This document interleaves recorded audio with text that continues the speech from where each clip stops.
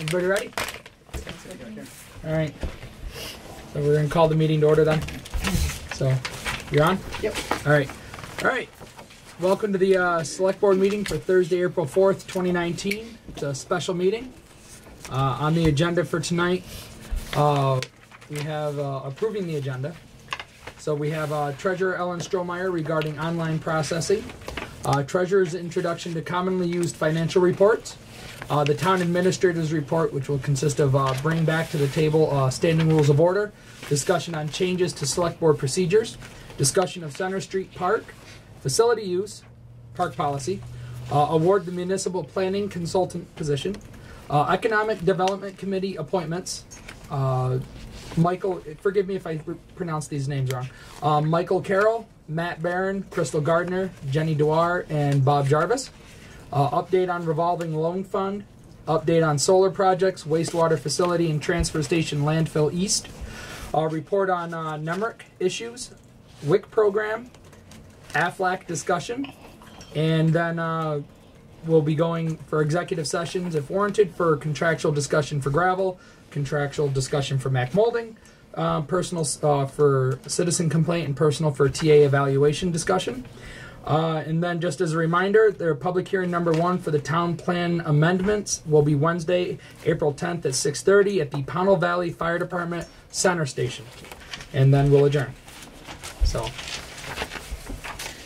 hear a motion to accept the agenda? A motion to accept the agenda. I second. All right. All in favor of accepting the agenda, say aye. Aye. Aye. Aye. Aye. All opposed? All right. Agenda approved.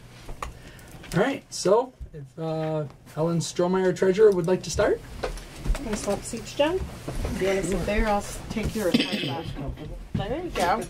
So, if you would introduce yourself to the people at home. I shall. Hi, I'm Ellen Strohmeyer, the treasurer. I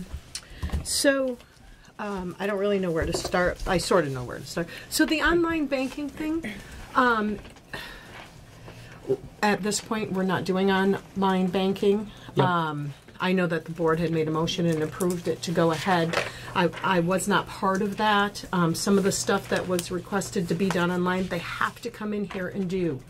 They physically have to come in They person. have to physically come in person anyway. Okay. They can't pay it online and then just think it's submitted because it doesn't happen. They need to do research for the majority of the things you that want to happen online. Okay. My understanding is they can still get the forms, fill out the best they can, come in and do what they do. The treasurer's accounts are separate from the town clerk account. Okay. She has her own personal account. She's her own personal person.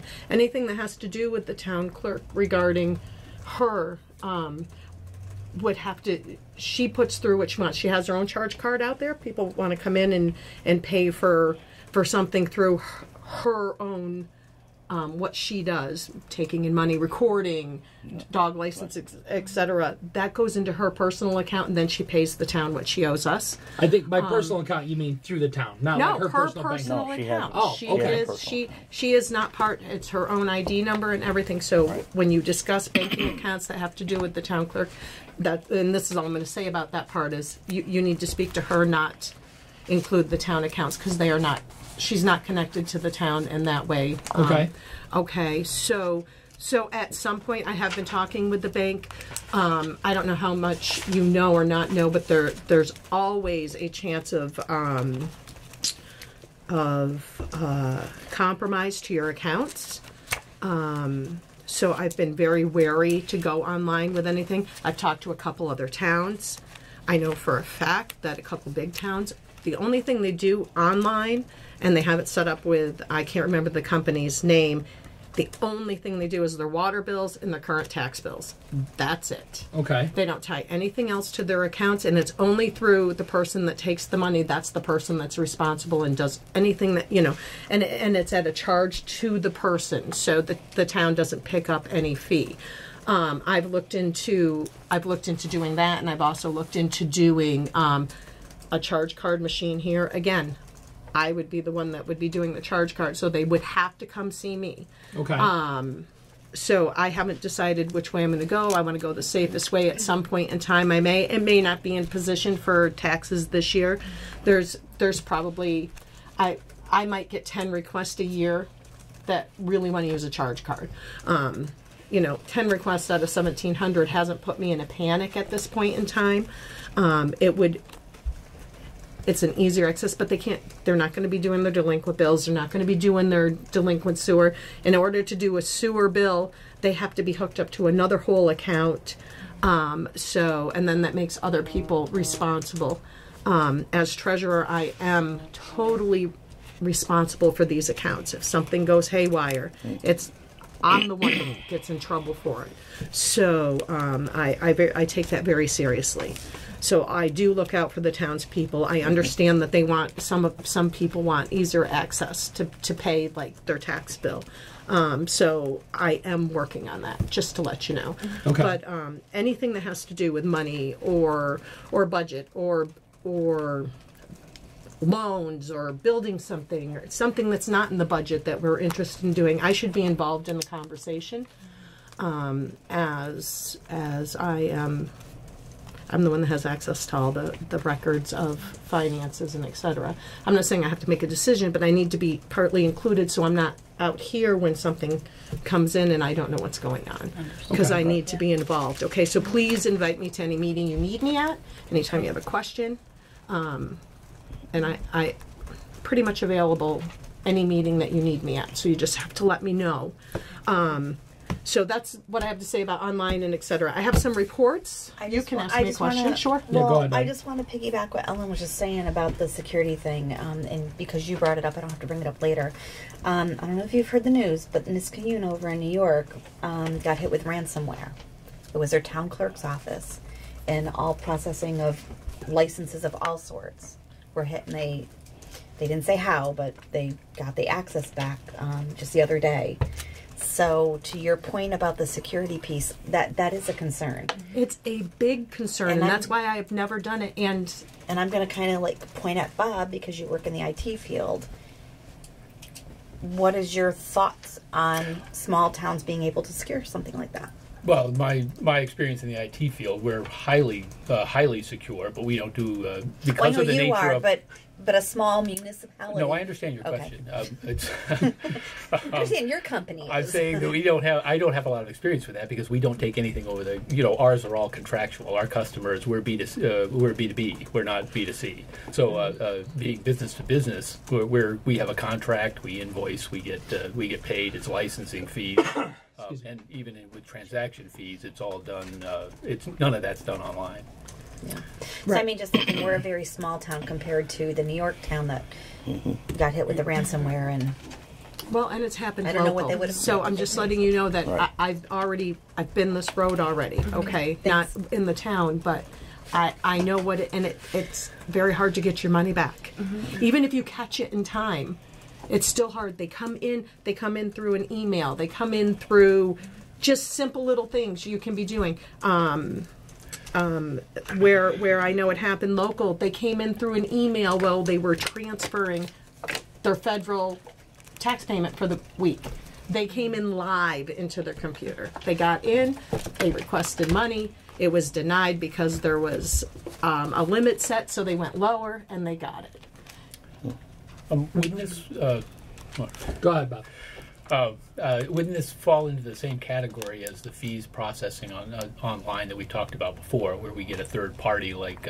But we can't process online the fees That's what that Ellen's you were talking talking about. about. Oh, all right. Yeah. First of all, I wasn't included. Second of all, they have to come in here to do it anyway. So we're not just going to that is what we're talking about. That opens the door to issues, and that I'm not willing to take at this point in time. So then I would say, from what I'm hearing, then that we need to probably have another discussion about this at another warned meeting. A discussion of if I decide to do online banking, I can do online banking. I don't have to come to the board, but well, I mean, because we had already authorized authorized webmaster, so I assume we're going to have to pull her. She's already been told. Okay. I already contacted our webmaster and let her know that, because she had contacted me to get in touch with me to get account information, and I wouldn't give that out because the bank's not going to just do it without my without my approval because I am the signer on the accounts at this time and responsible for them. Okay, so Thanks, Ellen. I don't have a problem with doing some of this stuff. I have a problem with if it's safe or not. And the majority of what we're hoping to do online, they have to come in here for anyway. Okay. Okay. As far as the forms that we agreed on? Yes. Okay. If they're doing a building permit, they need mapping, they need. Now you said they could book get and the page. permits online though, and at least I think so they don't have to come in to get are the paper permits, copy. The paper copies online yet? They've always been, I think. Yeah, that's what I thought too. So they can can always print do them that out. part of They it, can so. print them They out can- and bring them in, and then fill finish them out. filling them out in here, Okay. and bring Okay. their check as All right. usual. Check. But as far as payment goes, they need They to have they to need be- to come in person. Okay. Right, because they have to submit it in person. Okay. Okay. That's understandable. Okay.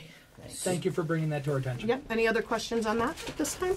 Not at this time. Okay. If you have future questions, please call me in. Now, I've run a few reports, just general reports. I had given them to Brian once before just because he was in here when I was here. One is a fund balance sheet. It tells you all our fund balances, okay? Fund balances are specific for what that fund is labeled for. They can be used for nothing else, okay? Right. I'm going to have you read these reports, take them home, contact me with questions, call me back in a meeting, whatever you want to do, okay? I have an expenditure report, a revenue report, and a balance sheet which tells you all the bank accounts, okay? Pass it around. I just want you to have a basic idea because I will start giving these to you like on a monthly basis, et cetera. And I think Michael kind of does the expenditure. And Oh. No, it's a whole packet that she's giving. yes, this is a whole packet. Sorry. Brian's, I thought you had said take one and pass it around, No. so that's why I was like, Thank I'm you. looking at it going, I'm like, these are different. would you please pass it to Brian? This is where a lot of the information for the town report comes from. Just so that you, does everybody have a copy yet? Yes, that's all. Do you want a copy? No, I'm good. Okay. Does anybody else need anything? Everybody's good? So you can read them over. Like I said, you don't have to read them tonight. Take them home. You can feel free to call me on my cell phone. You don't have to call me here because I'm usually here in the morning and a lot of you work during the day. So if at night you're reading through and you're like, I just don't get this, you can feel free to give me a call. We can set up a time. If I can, it's a quick question, I can answer it then. Just so that you get a feel of the reports that I work with every day and if you have any questions. Do you have any questions about what I do while I'm here? Are you all good with everything for the moment? I'm good at the moment, but I'm sure Okay. we'll have a million and one I'm questions. sure over the once next you start reading few this, you months. will, okay? I do have a quick question. Sure. Well, I don't know if it's quick. So a question came up by a community member, and I couldn't answer it. And so, not tonight, but I do want you to come back another night and just explain to us the process for tax sales and how it's applied and how it's determined whose property goes up for tax sale and who doesn't. The question came up of so-and-so's been on the delinquent tax list for years and years and years, but I can do so-and-so this just in went about on it, 3 and minutes. why are they now I can going do to this sale? in 3 minutes. So we have I wrote as a delinquent tax collector policy. And it states if you're 2 years delinquent, and it doesn't mean you owe 2 years. It means you owe 2 years back. So in 2019, taxes come due. If you owe 2017, but you paid 2018 and 19, and you're not on a payment plan, you can go to tax sale. Okay. Okay. Mobile homes are hard to tax sale. Some of those are long list. Those are mostly caught up. I think we're up to, when I got reelected, we were at like we were in 2006, I think, was way back. Now we're up to 2013, so we're right in the 5-year period where we're supposed, if there's issues, we go 5 years. After 5 years, they call it an uncollected debt. But I've never made them uncollected debt. They've always been collected. So what happens is as long as you're on a payment plan and you're making a fair attempt to pay your taxes, you do not go for tax sale. If you get a 30-day letter and you make a payment plan with me, I give you a chance to set that payment plan in motion. I pull you from the tax sale list. There are a few people that are on there back a few years. They could have been involved in a bankruptcy. They could be involved. There's other circumstances that get involved that stop me from being able to tax sale, and I have to give them the opportunity to pay. The majority of the people that are on that list now are paying. There's a lot of mobile homes in the town of Pownal. There's a lot of delinquent properties in the town of Pownal. I understand that, but the amount has gone down substantially. I mean, it goes up in November because that's when everything goes delinquent. But if you go from what it was in November at like 400 and something thousand, it's under 200,000 now. We just did a tax sale, but that's how I don't pick and choose. I can only send so many. I send a few mobile homes, and then a majority of people. Everybody's given a 30-day courtesy letter to actually set up payment, and they get billed every single month. Every month I send out bills. It's not like I pick and choose who I send bills to every month. Everybody gets sent their delinquent bill. They have option every month to call and set up payment. If they choose not to, I can't help you if you don't call me. My number's on the tax bill. My number's on the original tax bill. My cell number's on the delinquent tax bill. They can reach me day or night. So the people that want to set up payment plans, they have that option to do so. So I don't tax sale payment plans. If they're on the tax sale list and they have a really good reason, there's extenuating circumstances that I can pull somebody. I feel they have a legit reason why they're 2 years behind, and with the promise of, they get that chance to do the promise of. Okay, and then I try to run 2 tax sales a year. So when somebody defaults on their agreement from the 30-day letter, then they go back on the next tax sale. It's time consuming. It's a long process. When they go to tax sale, they have another year to redeem. So they can still it's still their property for that year. And then if they don't redeem, the person that bought it at sale becomes owner. And they're given a quick claim deed, and they get what they get. They get the delinquent bills that go with it that went delinquent while they were waiting. So that's the process. Is your process documented? As in how? I want to know. So you run for office, you don't get elected next time. Somebody brand new, absolutely no tax Everything's recorded. collecting. Everything's recorded with the clerk. Everything's done through one specific attorney. Okay. There's the policy, which they can rewrite when they come into office. Okay. Sounds like a risk. You never know. I know. Okay. But it stands as is. So if I do a sale, and in March I was up for re-election and I don't get re-elected, that new person just comes in, that tax sale is still the same because it happened. Right. So it's just a new person, and the attorney always contacts when the year's up anyway. He'll contact the person. But yes, you want to always hope that you can leave office on a good note, so that when somebody new comes in, you can give them the, here's my files, because it's public record. Okay. You're not supposed to just carry it away. So there is record, okay? I have files on my tax sales. Thank you. Okay? Okay. All right. Thanks, Thank everyone. Thank you very much. Thank you, Great Ellen. job. Thank you. Thank you, everybody. Oh, you don't want to stick around with us? No. She's had her fun. I'm going on to my next. Great. So, I guess Thanks, moving Ellen. on to the next item on our agenda will be the town administrator's report. Mr. Chairman, in your packet, you have the first 2 items are pretty close, can actually be talked at the same time. There were suggestions to changes in the policy, rules of procedures. Ms. Cullen actually printed it out this afternoon.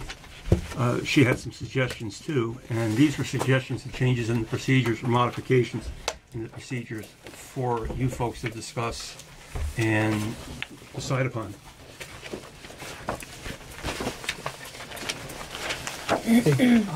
Well, I'll start and I'll ask everybody, has everybody had a chance to review this, the email files, the copies, or Everybody Yes. need a chance to read these here? Nope. Okay. Here we go. So I guess we'll dive right into it. Does anybody have any issues with what's written, or any suggestions on further changes that need to be made? Anything you want to specifically discuss? Go ahead, Bob. I just got two. I'm okay with almost everything in here, except there's one that says that item number 9 on the procedures for select board meetings.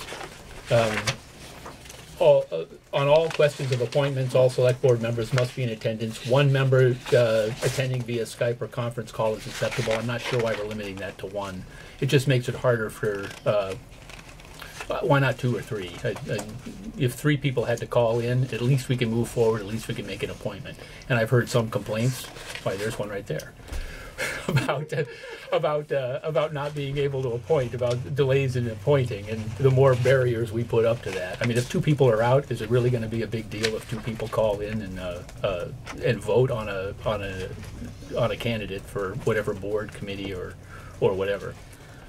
Why are we limiting it to 1 member via? I thought it was 1 member had to be here. Yeah, I thought Yeah, it's- we discussed changing the wording because it was supposed to be 1 member must be Had to be present. present. Yeah, 1 member. Right. Yeah. At the meeting location. I think it was just worded. Well, no. There were Opposite. There were two different items. This item was for all questions of appointments. The other item was for all questions of having a meeting. You have to have at least 1 person here. Right. Okay, I that see was the what one. you're Right. that- For appointments, we had to have at least a quorum attending. And maybe you want at least a quorum attending here, so maybe it's 2. But let's not make it more difficult. Is I'm what I- comfortable with having it be a quorum, as long as we just need to make sure that we're able to accommodate multiple people calling in at one time is all. Right.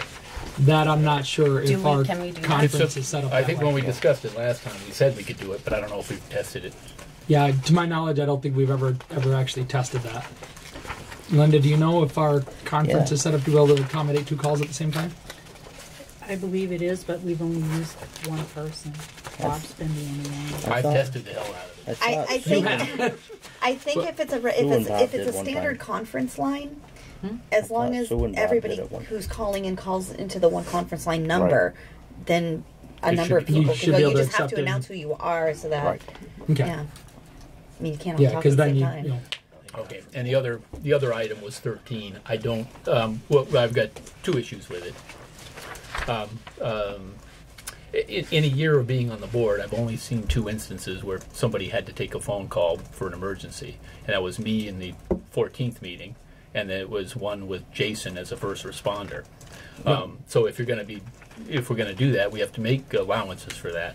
I don't think it's necessary. I think saying something like keep your phones on silent, and I think we should trust each other to know whether or not we have something that rises to the level of an emergency. I also don't think that having a second person come in if you expect an emergency, because you can't always expect it, makes it any better. I don't know that somebody poking their head in and saying you got a call is less disruptive than me going, oh crap, I got to take this. And I wouldn't say oh crap. I would actually just No, say, I "Excuse would me." hope not. No, because it might be caught on TV. Yeah. So, as far as the Well, they'll edit that out. well, I'm gonna be honest. That was one of my thoughts, and the only reason I'm suggesting that is it can be very distracting. Like what I don't want to see, personal opinion, is I know I've watched it on TV, is in the middle of a meeting somebody doing this, texting in the middle of a meeting. Mr. Chairman, if I may, one of the implications of doing that is a person outside looking in could say to themselves, well, they're talking amongst each other or they're talking to someone else, Right. which is a violation of... So. So Well, that's the only that's caution. So, That's a a caution, and we've talked Yeah. about it before. So I think a reasonable compromise might be that if you have to take a call, Excuse yourself. excuse discreet. yourself and leave the room. And unfortunately, it's not that discreet here because we're so cramped. You're right. Yeah. You got to go in front. You go in front of the camera, but that makes it a little bit worse. The other half of it was the public. If the public is sitting over there, they have a right. They can sit here and do this all meeting. Oh yeah, long. they're more than welcome. But as, it as actually open meeting law, addresses they this. can live stream it on Facebook for all they want. Yeah, that's true. All we can do is ask that they keep it silent to Yeah, not be a that's disruption. correct. And of So- course, and you as the chair have absolute authority to shut down anything that's disruptive. Yeah. So my thought process was I just don't want to see people sitting at the table texting, and especially during executive is session. effective. During executive session, we really shouldn't have anything at the table like that because, God forbid, I'm not saying anybody's ever done it, but you could just as easily conference call, set your phone down, and you could be streaming a executive session to the banner, or streaming it online. Not you in particular, anybody. So those were my concerns That's a valid point. when I brought this topic up. All right, valid point. What would you recommend for language? And Oh, wait one second. sorry, go ahead. And then it's my understanding that if you are a member of our EMS community and you actually have to be wearing like the pager Yeah, system, that's completely like Jason different. or Michael, Yeah, that's perfectly allowed because they're the first responders. yeah. My So- department goes you know, through So, like- so Right, this but wouldn't apply to that. Right, but it wasn't a pager. It was Well, you whatever had to take whatever it. the technology No, is called. It's well, I know a lot of firefighters. They do it over an app over their Correct. over their Yeah, phones that's now. how we do Correct. it. So It's even louder I mean, than this. in a situation like that, I would say language, referencing emergency first responders is completely acceptable. I believe we actually just went through this with the planning commission. You guys had similar issue on what's allowed for excused absences.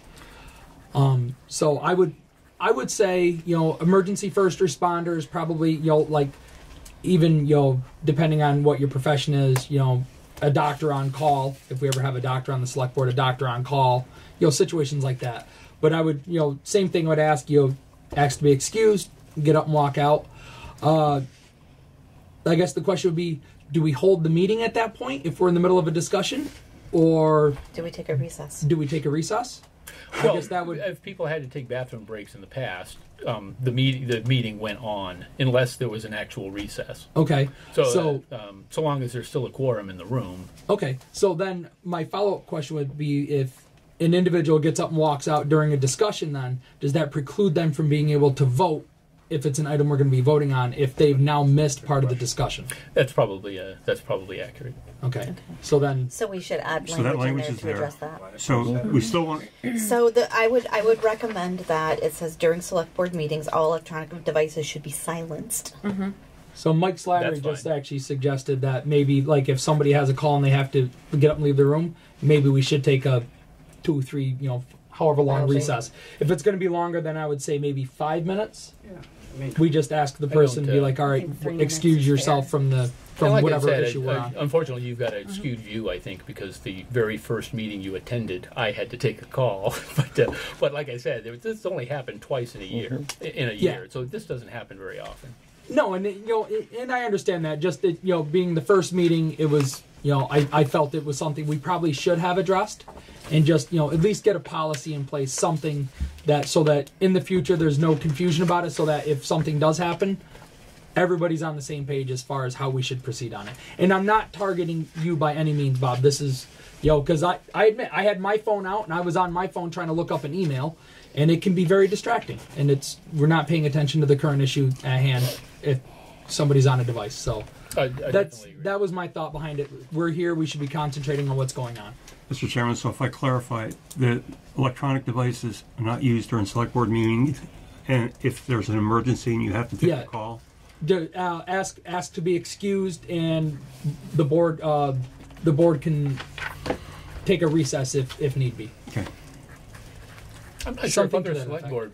I'm not sure if other select boards are doing it wrong or not. But when you watch Bennington or Shasbury or Arlington online, you've got people with laptops open in front of them the whole time. It looks less disruptive because it's a bigger, longer table and everybody has more room, so it's not quite as Yeah, I mean, we could contact the Vermont League of Cities in town, and we could see if they have something, that references this, and But see if those they have a towns might policy. also, that might be how they communicate instead of printing stuff. I don't know. I know the school board Yeah, I mean, years ago bought all school board members a laptop, and they used a software program similar to Backpacket, so that no paper was being processed. Everything was done digitally, and you had to have the laptop open to read through items like this. So No, I'm Don't- just saying. if that's how they're doing it. I'm watching some select board members with them and some without them, and some without them. and then they look like personal laptops to me. I'm sure they. I'll check So, with them. check with Vermont League of Cities in town. See if they have see if they do have a policy in place. Something maybe we can copy and paste or adapt to our uses. I'm sorry, Steve. Guidance of some Yeah. So We just actually have that. I can forward you an email. I mean, we asked the same. We had this discussion last year. okay. So I can forward you the email from the Vermont League of Cities and Towns, and that's where there was a suggestion that the public not be allowed to do it too, and that's why we did. Yeah, I mean we can't stop the public. All I can do Right. is ask the Would you forward public that to me silence so I their can put it phones. in language? Sure. Thank you. Okay. Bob, did you get a copy of the item with the pink track changes on it? Yes. Okay. So these were some of my recommendations to the policy, and if we could just go through them. The first one was just a clarification. Linda, you clarified it, but the language needs to be fixed. Where it says in C, paragraph C, item 1, if both chair and vice chair are absent, a member so elected by the body shall act as chair for that meeting. Should it not read, if the chair and vice chair are absent, the clerk shall act as chair for that meeting? Unless, of course, you're taking into account that the chair wouldn't be there either. In that case, you wouldn't have a quorum. I see that. I actually didn't get a copy of that. There you go. Thank you. It's, I want to keep the whole thing. No, I don't want the whole thing. I just want the top part. But wouldn't it be the clerk? Wouldn't it be the clerk? Right. Yes. That's what I'm saying, is wouldn't it be the clerk? So shouldn't the language be changed? Yeah, if that's what it's supposed to be. Yeah, I would think I think that if the that's what it chair says and the in vice state chair are statute. absent, it would be the clerk would become the default chair for that particular meeting. I mean, so long as you have a quorum. I mean, obviously, if you don't have a quorum, you can't really do anything. Right. Okay. That's what it says. Sounds like everybody's good with that. Yeah. Yeah. I noted it. I'll take care of Okay, it. Okay. go to the next page. Paragraph D, the whole section.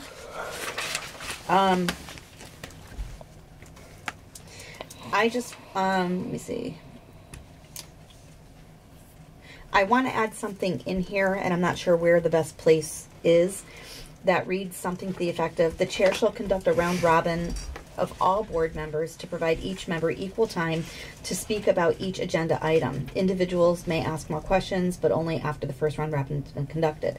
So what I've seen and what I've thus experienced so far is that we go down the agenda and we might say, discuss something, but we're not going around to each person to make sure that each person has an opportunity to talk about the topic.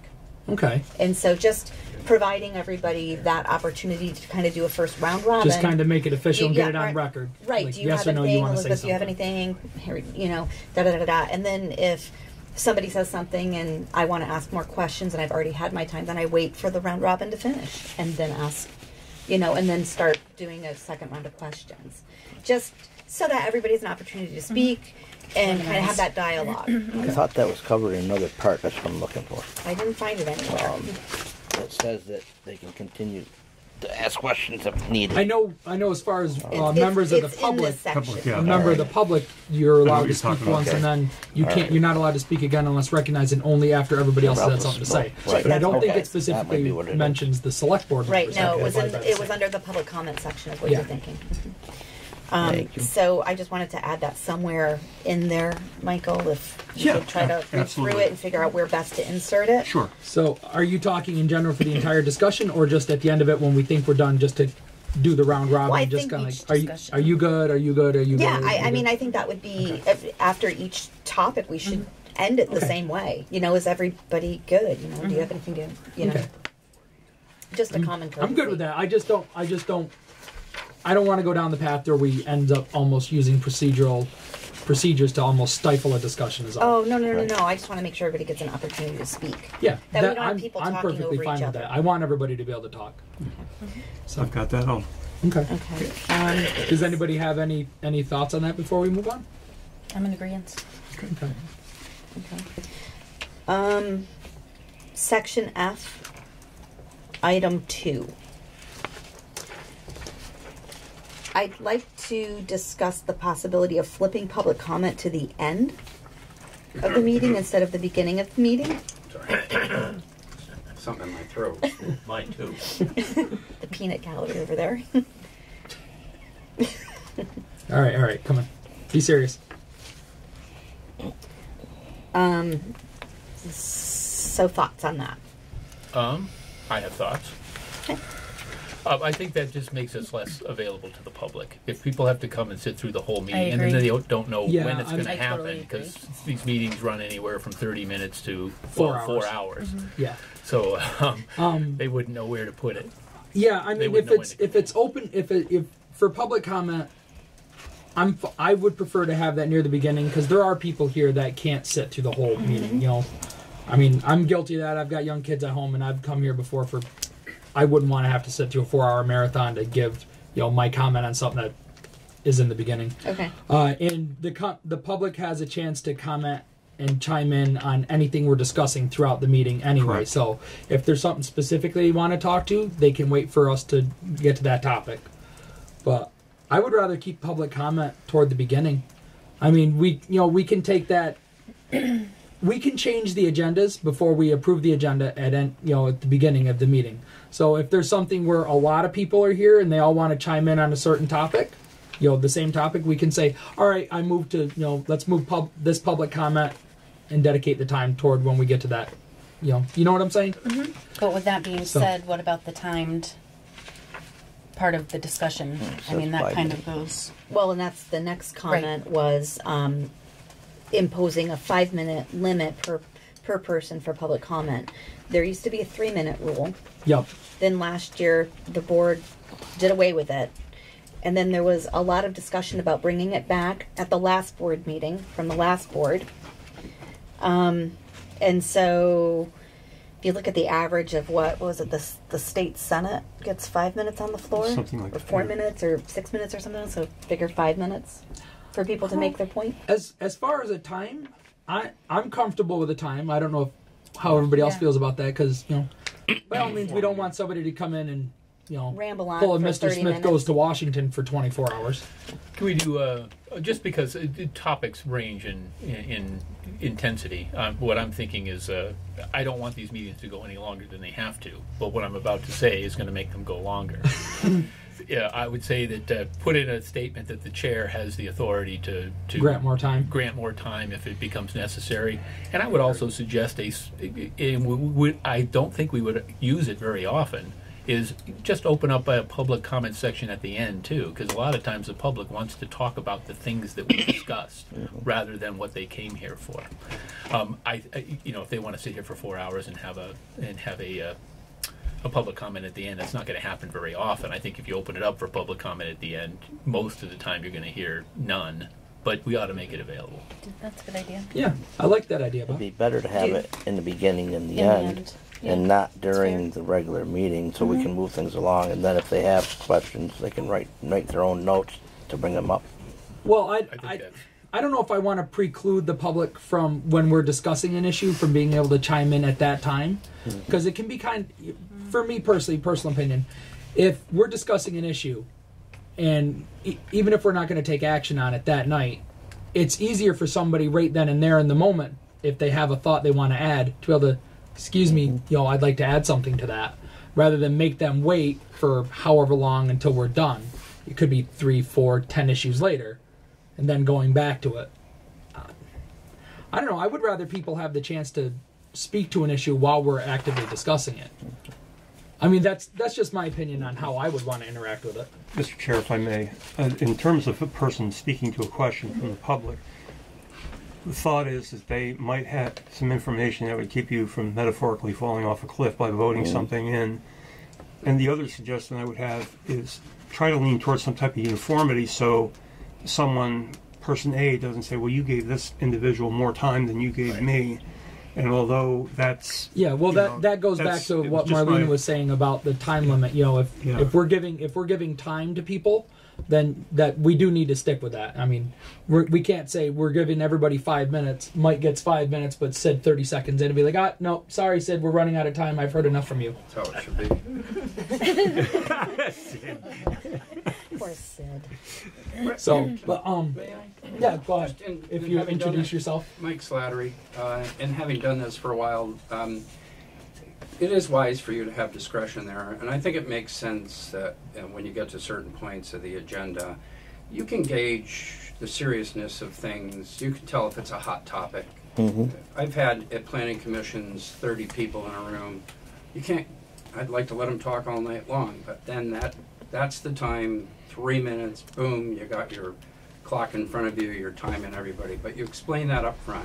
Yeah. Where normally we like to let you talk, we like to hear your opinion. Tonight there are 20 people here. We can't be here till midnight. So 3 minutes per person. Prepare yourself for that, and then get ready. So you still have that discretion, and you're exercising that authority, all rolled into one. But if there's 3 people here, and you're talking about one particular item, and they have a few minutes, they go over a few minutes. That's the way we run the planning commission. Yeah. There's probably less public comment at a planning commission than there is here, so it might not be a fair comparison. You're at 3.5 minutes, Bob. I know. I get 5, Sid gets 30. All right. Thank you for your input, Mike. Yeah. So, Brian. Go ahead, Harry. But the other thing that I was thinking, that if somebody in the public thought that they needed more time, if they took and wrote down their topic or whatever and sent it in ahead of time, and Sure. to the town administrator, then he could let us know, by the way, this.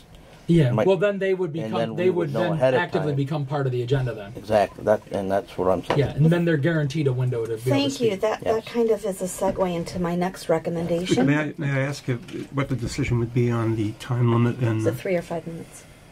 or the what we were- Well, I was going to say we're not making a decision. This is just recommendations because we're going to have to rewrite this, and then we'll have to review this issue at another. well, meeting. I just want to know what the put in. I would say 5 minutes, but like Bob said, the chair can choose to grant more time, and then maybe add wording in there depending on attendance. We may have to limit time. I'm not. I understand Mike's point to that. I don't want to stifle civil discussion and involvement, so I would be lax to include that only because I don't want people to think that I'm gonna, or any chair can arbitrarily say, you know what? I don't like anybody here. I'm imposing a 1 minute rule tonight. How do you like that? Okay. Maybe That would just be my only concern. I'm sorry, Bob. Go ahead. Maybe without saying that you could expand or contract, just say Right. that you have the authority to change the time limit given the circumstance. I use discretion. Yeah, Yeah. discussion. Okay. Chair's discretion. That's All right. Okay. I'm sorry. I got an idea. How did Okay. you like that?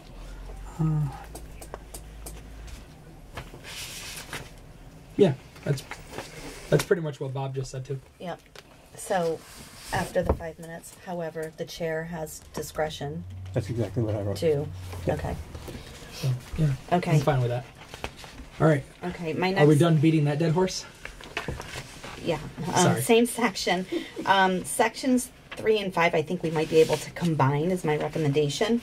And under the public comment section, the way it's written, public comment, this is my recommendation. Public comment must be on the agenda.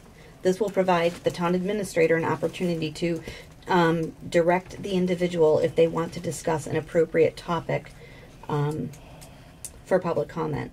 And if it needs to maybe take a different direction. So if somebody wants to, if somebody's going to come in and they want to complain that their road didn't get plowed, but it's a week after it didn't get plowed, that's probably not an appropriate time to come in and discuss it at public comment because it was in the past and we know nothing about it, and the highway department's not here and all that. So that would give the town administrator an opportunity to maybe direct the person to the complaint process, which is what should be done. Or if somebody's going to come in because they're complaining that they heard from their cousin's friend's buddy that we were doing something and it's just bad information, then that's an opportunity for the town administrator to provide clearer, more concise education and correct information to the community member.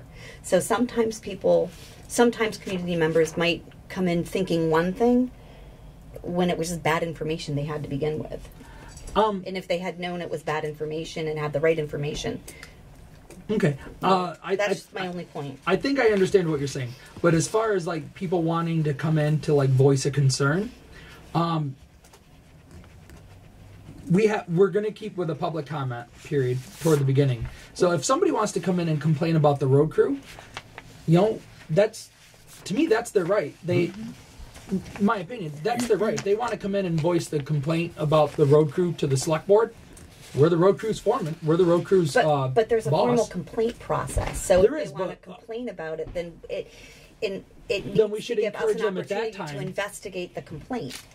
Yeah. So Well, I'm not saying we have to, immediately come to a conclusion or a solution when they complain, but sometimes people just want to be heard, and that's a big thing. I think people just want to know that their voices are heard, and I personally, I'm okay with people coming in, even if it's to vent for their allotted 5 minutes on a topic.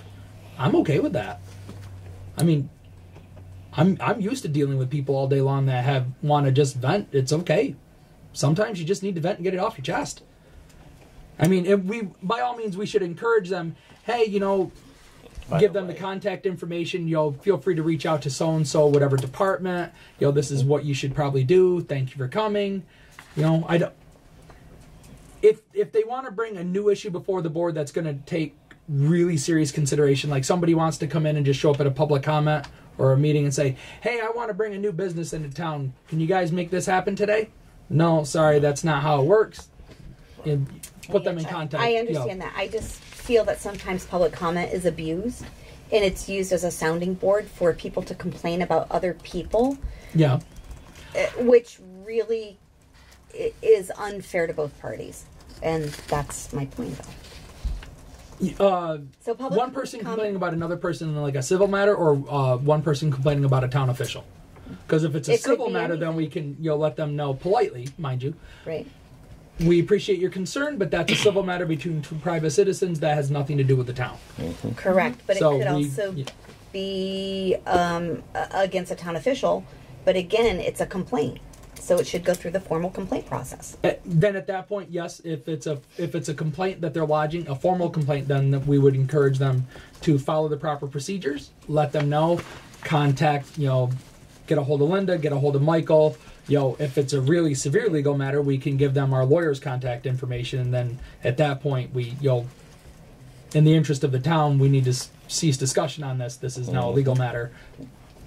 Mr. Chairman, go ahead, Mike. That happened this winter. A lady called complaining about plowing, and she did not think she got satisfaction from me, and I encouraged her to come here, invited her to come here if she felt like she didn't get satisfaction. So that's kind of a deviation from the informal complaint process, but someone who isn't satisfied at any possible step in that process, I invite them to come here and talk. Mm-hmm. So sometimes just allowing somebody to come in and vent stops the complaint. Right. Yeah. You're able to answer it, and then you don't have paperwork and a formal complaint addressed. It's just they thought they had a complaint, but it was really just a question, and they didn't know it. Yeah. And we were able to answer it. I think we need to. I haven't seen a whole lot of abuses, and for the personal attacks or attacks on individuals, not attacks, would say complaints about individuals who are select board members or other government officials. I've been the subject of multiple, so I know what it feels like on this side of it. But at the same time, everybody's got a right to do it. We have to hear it. I believe we have to hear the public. I'm not saying we're not going to hear the public. I'm just saying that sometimes it should not be used, and the chair should invoke his discretion when it does become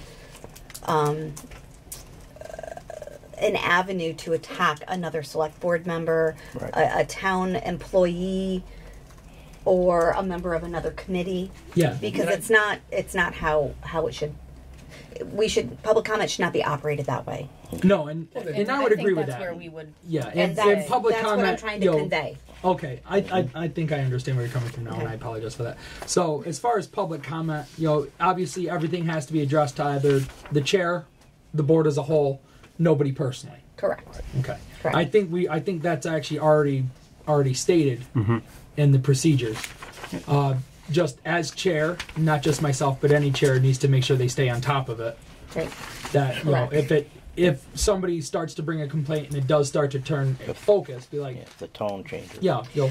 Well, not Excuse only me, sorry that- to interrupt you, but you need to address that to all of us, not one particular person. Correct. And not only that, if somebody is starting to attack another individual, be it another board member from another committee or another appointed committee or whatever, those persons or individuals aren't here to defend themselves.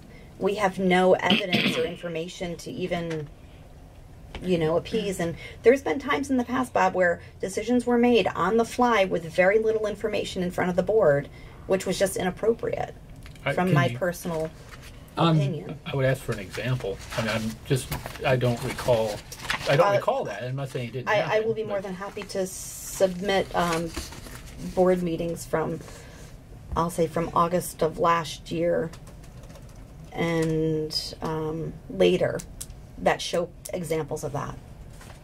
Sure. Okay, I think. I'd be glad to see them. Okay, I think we're starting to drift a little off topic on this. So, So that's what I don't want public comment. That's the point that I was trying to make about public comment, is public comment should not be used in that capacity. okay, and I can agree with that. So if during public comment, then it would still be board's discretion or Correct. chair's discretion. Correct. If it starts to drift into something like that, more than just like, hey, my road didn't get plowed needs in to a be- timely right, it manner. Needs to be stopped. Yeah, It we needs need to to be stop stopped. it and be like, If I draft language, let you read that at the board's, Mm-hmm. at the chair's discretion, he could Yes. direct the person to a chain of command type of thing. yeah, to address it to the proper avenue, resources, however you want to word it. Is that ma'am, is that okay? Mm-hmm. Okay. Yes, yeah. Okay. Because we'll go through all these changes Right. with the Yeah, draft. well, Under section 8, under section F, item 8, the last sentence, I think needs to be moved up under 1. Make it 1C. Members of the body and members of the public are prohibited from making personal, impertinent, threatening, or profane remarks. you're saying move that up to the beginning for public Yeah, participation? make it like 1C. So move that section right here and make it bullet C. Isn't that what B says? I was going to say, public comment is not an opportunity for community members to make accusations or log complaints regarding town employees, elected officials, etc. Community members who attempt to use this time to log complaint will be directed to contact the town administrator to set forth the formal complaint process. So actually, that addresses what you were just talking about. Right. Right. And it covers Farther both down. sides, actually. Right, so this section just goes up underneath it.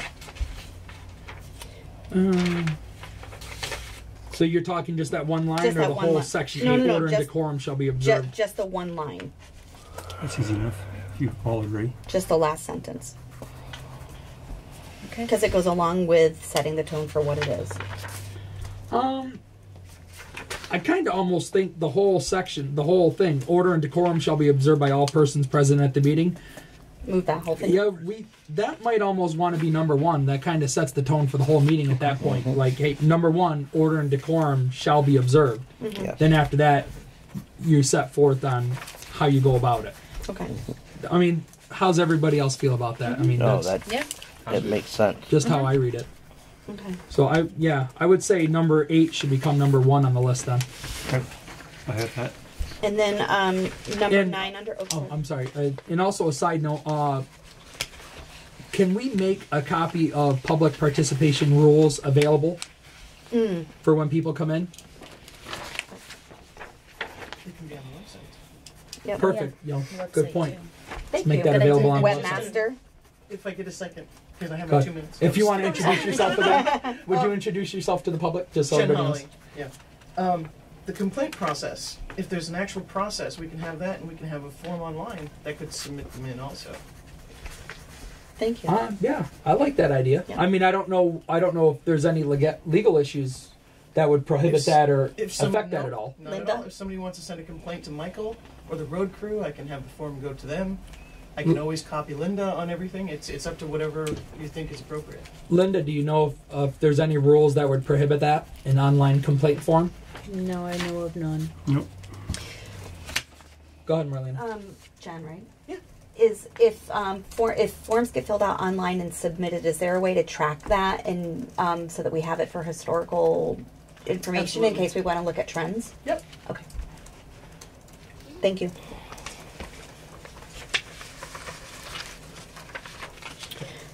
Section F, item 9. The chair should adhere to the following process to restore order. Should that be changed from should to shall? The chair shall adhere. Well, I think the shall takes away the discretion. The should is probably more appropriate to keep the discretion with the chair. But don't we want the chair to restore order and decorum, not maybe? Restore order and decorum? Well, that's true, but then at the same time, it's now subjective, and I think it's your determination, the chair's determination as to what constitutes decorum. To me, I'll admit the first meeting we had, I was kind of getting caught up in the conversations and kind of forgetting my place as chair to kind of rein things in. So leave it as should. That was the question. Is it a should or a shall? I mean, the chair should do it. Doesn't mean you have to. Yeah, because sometimes we may feel in our opinions, we may want somebody to be shut down, and he may feel that they need to be heard. We've seen that in the past, and because of the way the process was, at the time, that's what had to happen. Because of whatever objective the individual is looking at it at. So I'm comfortable with should rather than shall, because I think the chair should have discretion, regardless whoever the chair is. I think there should be discretion allowed. How does? Well, I guess let's. I'm good with. To your credit, the round robin. Let's get everybody's opinion on it. Well, if you put shall, then right below it says but may bypass any or all steps when he or she determines, and I think that was a typo. The word was in, but it should be it is, when he or she determines it is his or her sole discretion that deviation from the process is warranted. So you shall follow the rules, but you have the discretion not to not follow the rules. Correct. So in other words, you should follow the rules. No. I'm sorry. Who are my English majors? He got nothing on that. I see both sides of that. I'm comfortable either way. I say let's take a little round robin and see what everybody else says. Should. Should. Harry? Should or shall? Should's fine with me, because I just think it's the way the process is. Okay. I mean, the shoulds have it. Democracy in action. I shall change it. 9C, is it supposed to read adjourn the meeting until a time and date determined, or adjourn the meeting until a time and date certain? Somebody determined. Yeah, Okay. adjourn the meeting until a time and date certain. I mean, you can't we're going to have a meeting sometime between this day and this day. You have to be certain, on this date we're going to have it. Okay.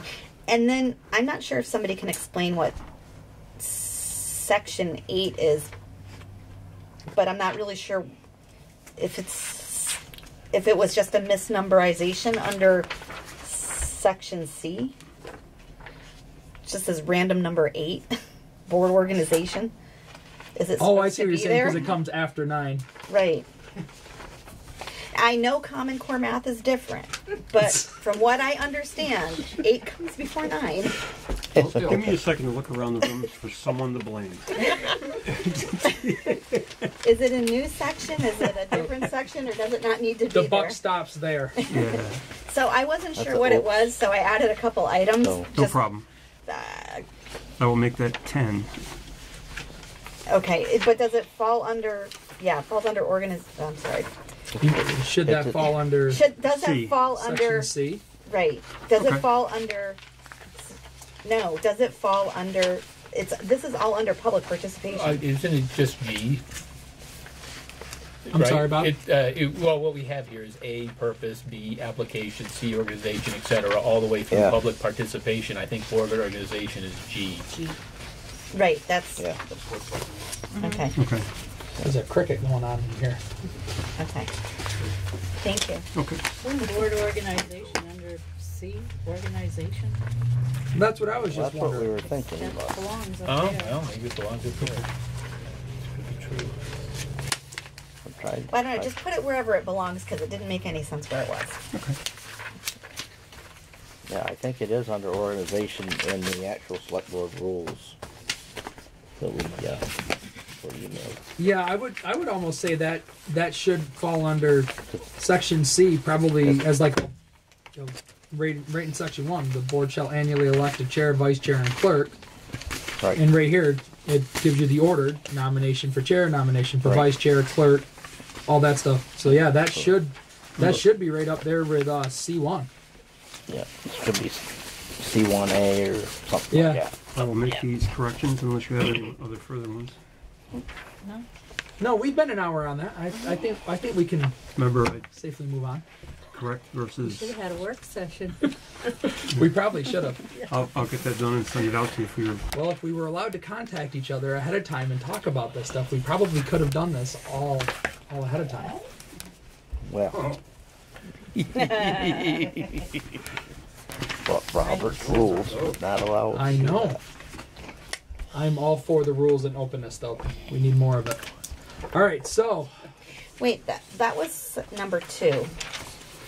Select board procedures. Yes, Yep. they're kind of a twofer. Oh, okay.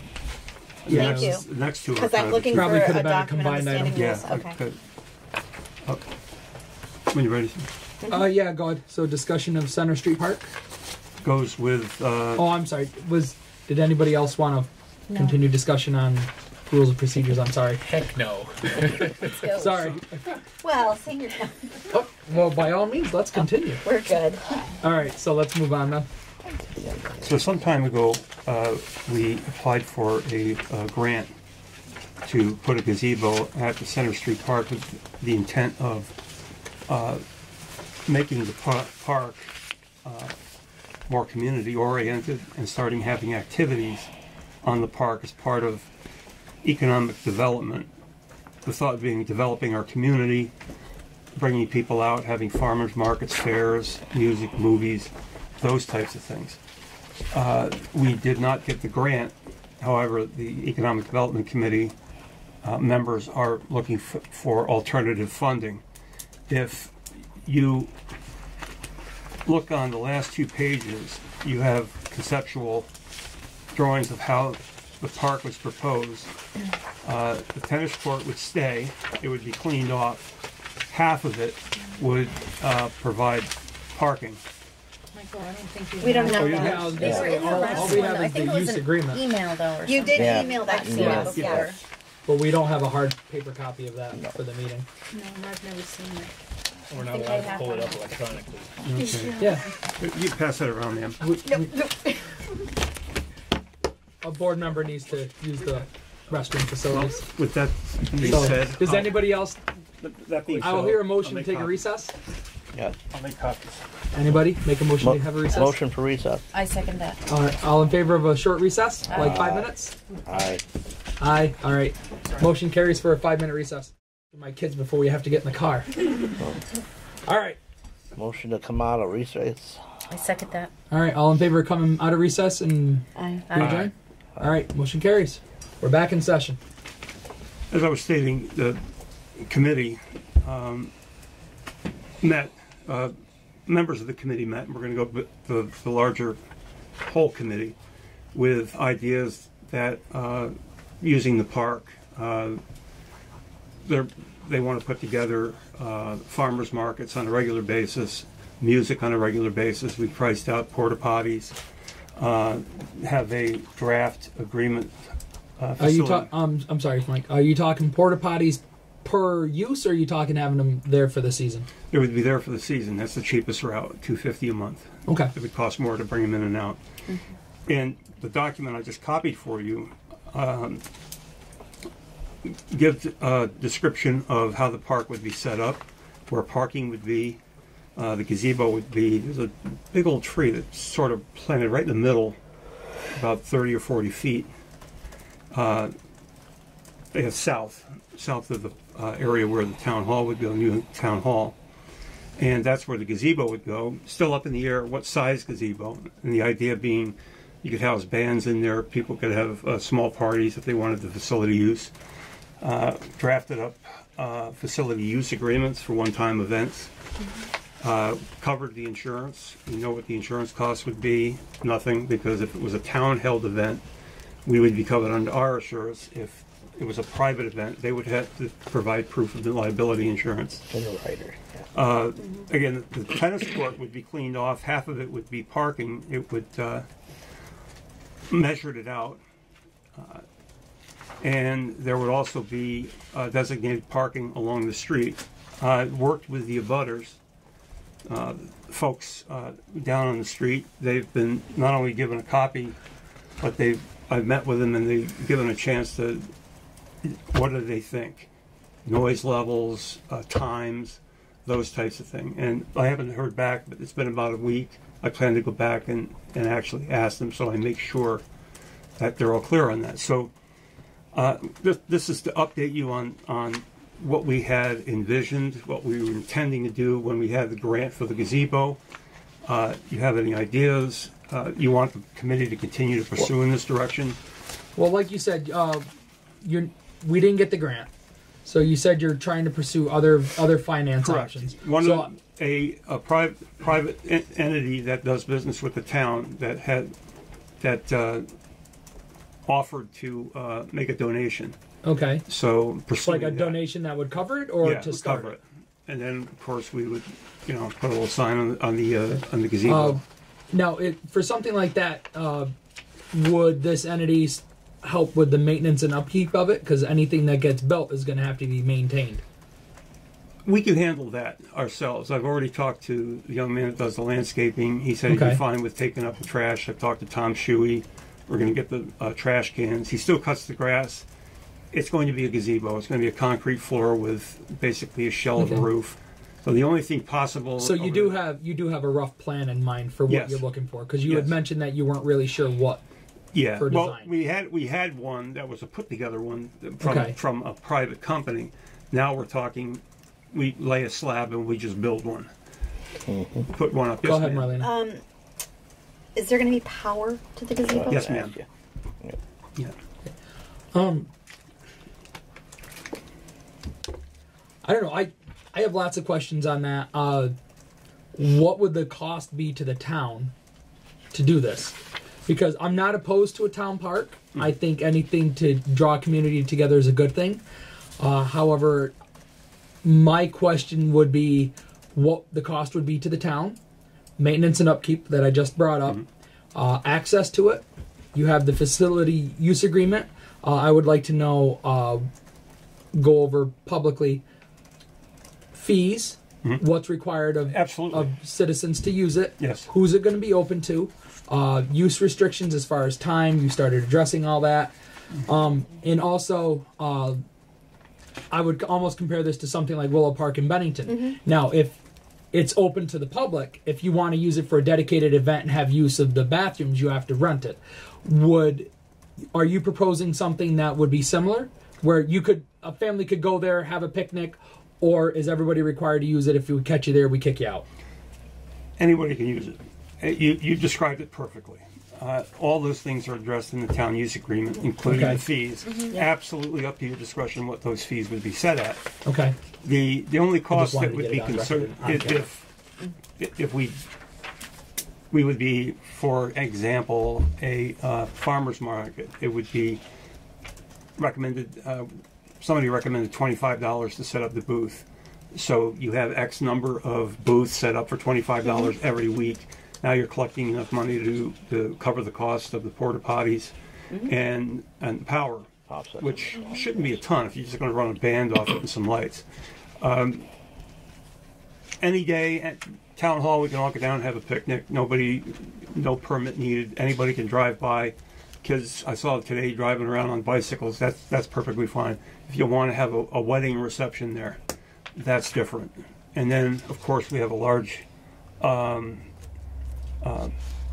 is it called? Large gathering. Large gathering ordinance. So if you hit that mark, then you would have to have another permit for a large gathering ordinance. But The idea is to start, getting things out. Eventually, I'd like to see a playground there, a play set, so people could take their children down and they can, swing, slide, that type of thing. I think Try to it's a start great idea. moving it, moving it forward. I'm not opposed to a park by any means. Now you talk about a playground park. That's My in the concern future. at that point being along Route 7, we may want to consider putting a fence up. That's a consideration. I wouldn't deny that's a consideration, but one of Because the only being positive so close to Route aspects, 7. one of the positive aspects is you have a berm that's got a lot of brush there. It's kind of a natural barrier, and that's what makes that park particularly desirable. But you're correct. That's not out of the question. That's well, you're the chair. Question. Go ahead. Sorry. I just, with the possibility of the town hall, how is that going to be integrated? Is it going to interfere with parking No. or any of that kind of stuff? No, it won't. That's all been measured out. No, it wouldn't. Go ahead, Marlena. You might not be able to answer this, but maybe you can. But what did we used to have here? We've had quite a few large gatherings in this area before. What was the average size and that you recall, Linda? In the past, we've had town picnics. Yep. A few hundred. Yeah. 100 up I to was going to 100. say at least. Yeah. And we Eight just had a years couple ago. porta potties. Yeah. And there was still room for more people. Yeah. And one time it was used for roller skating Yep. practice. A little bit of that is, I'm sorry, skateboarding, not roller skating, skateboarding. And that hard surface is ideal for that, so kids can get down and they still use it. So Well, I was going to say if we're taking half of the current tennis court for parking, you're just going to leave the other half as paved, or are yeah, we going to? leave the other half is paved. The discussion centered around a hard surface for people to set chairs on while watching music or a movie, Okay. or for a hard surface for people to put up their booths for a farmer's market. And then people are not walking over on top of the grass and so forth. So, But that half of space won't be big enough for the farmer's market. Yeah. I'm not sure it wouldn't. I guess it would depend on how I'm many going to people you defer get that signed to up the to want to go. individuals that have done farmers markets. Right. And I'm deferring to them. They've done farmers markets. And they know it's only what's going to be required. half of the Now, space. as far as farmers markets go, I'm sorry to jump a little bit off topic. I know the gentleman that owns the property at the intersection of 346 and Route 7, that's one of his proposed ideas that he wants to try to pursue where he's redoing down there is opening it up to farmers markets. And I know the Pownal Recreation is also looking into possibly opening up the same thing for the lot down by the sewage treatment plant. I mean, Yes, no sir. offense, but there's only so many farmers markets a small community can support. I'm working intimately with Mr. Kuzmicki. Okay. So we are in agreement on the general uses of our properties, that we're going to be synergistic rather than working on a Competitive. number of topics with him, including tax incentives, including some other ideas. So we're working together, not against each other. Okay. And I haven't heard that the rec committee is doing something down there. Well, I it was, hadn't heard that. So, and I'm I in touch with the went rec to one of the informational Yeah. meetings, and that was just brainstorming and one of the Okay, proposed it was ideas brainstorming, down there. yes.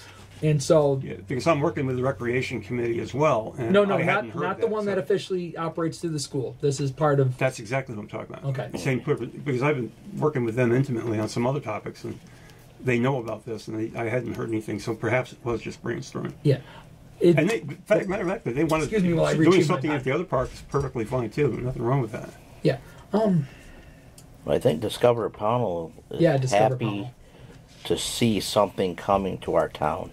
As far as the placement of it, I mean, their focus is on the treatment facility area because we have that area.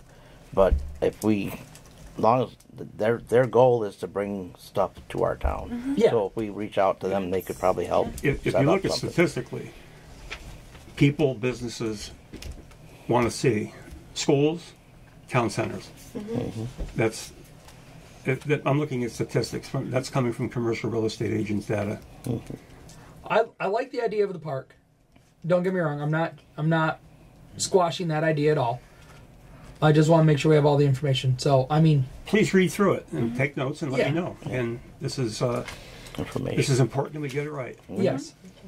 I have two more questions on this, or top points.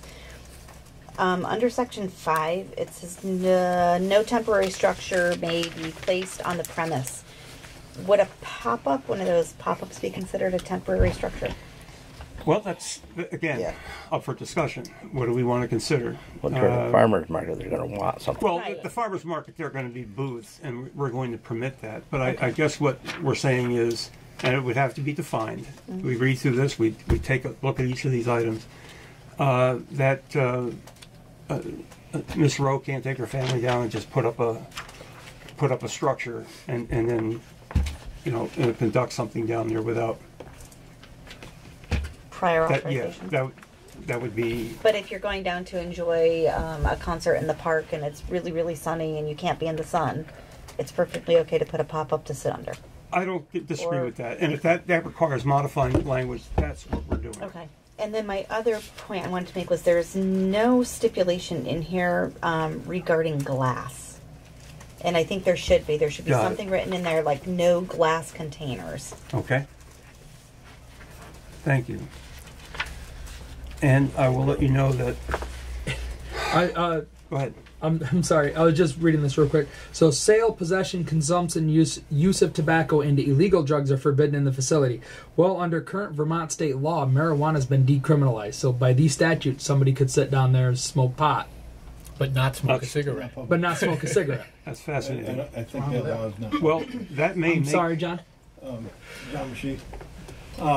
I think that law, when I read that, was not publicly. It can be in your house, but I don't think Right. you can have Yeah. it out. Not on Right, public you can't do it in property. public. And the upside, Mr. Chairman, is my band would sound phenomenally better if they were stopped.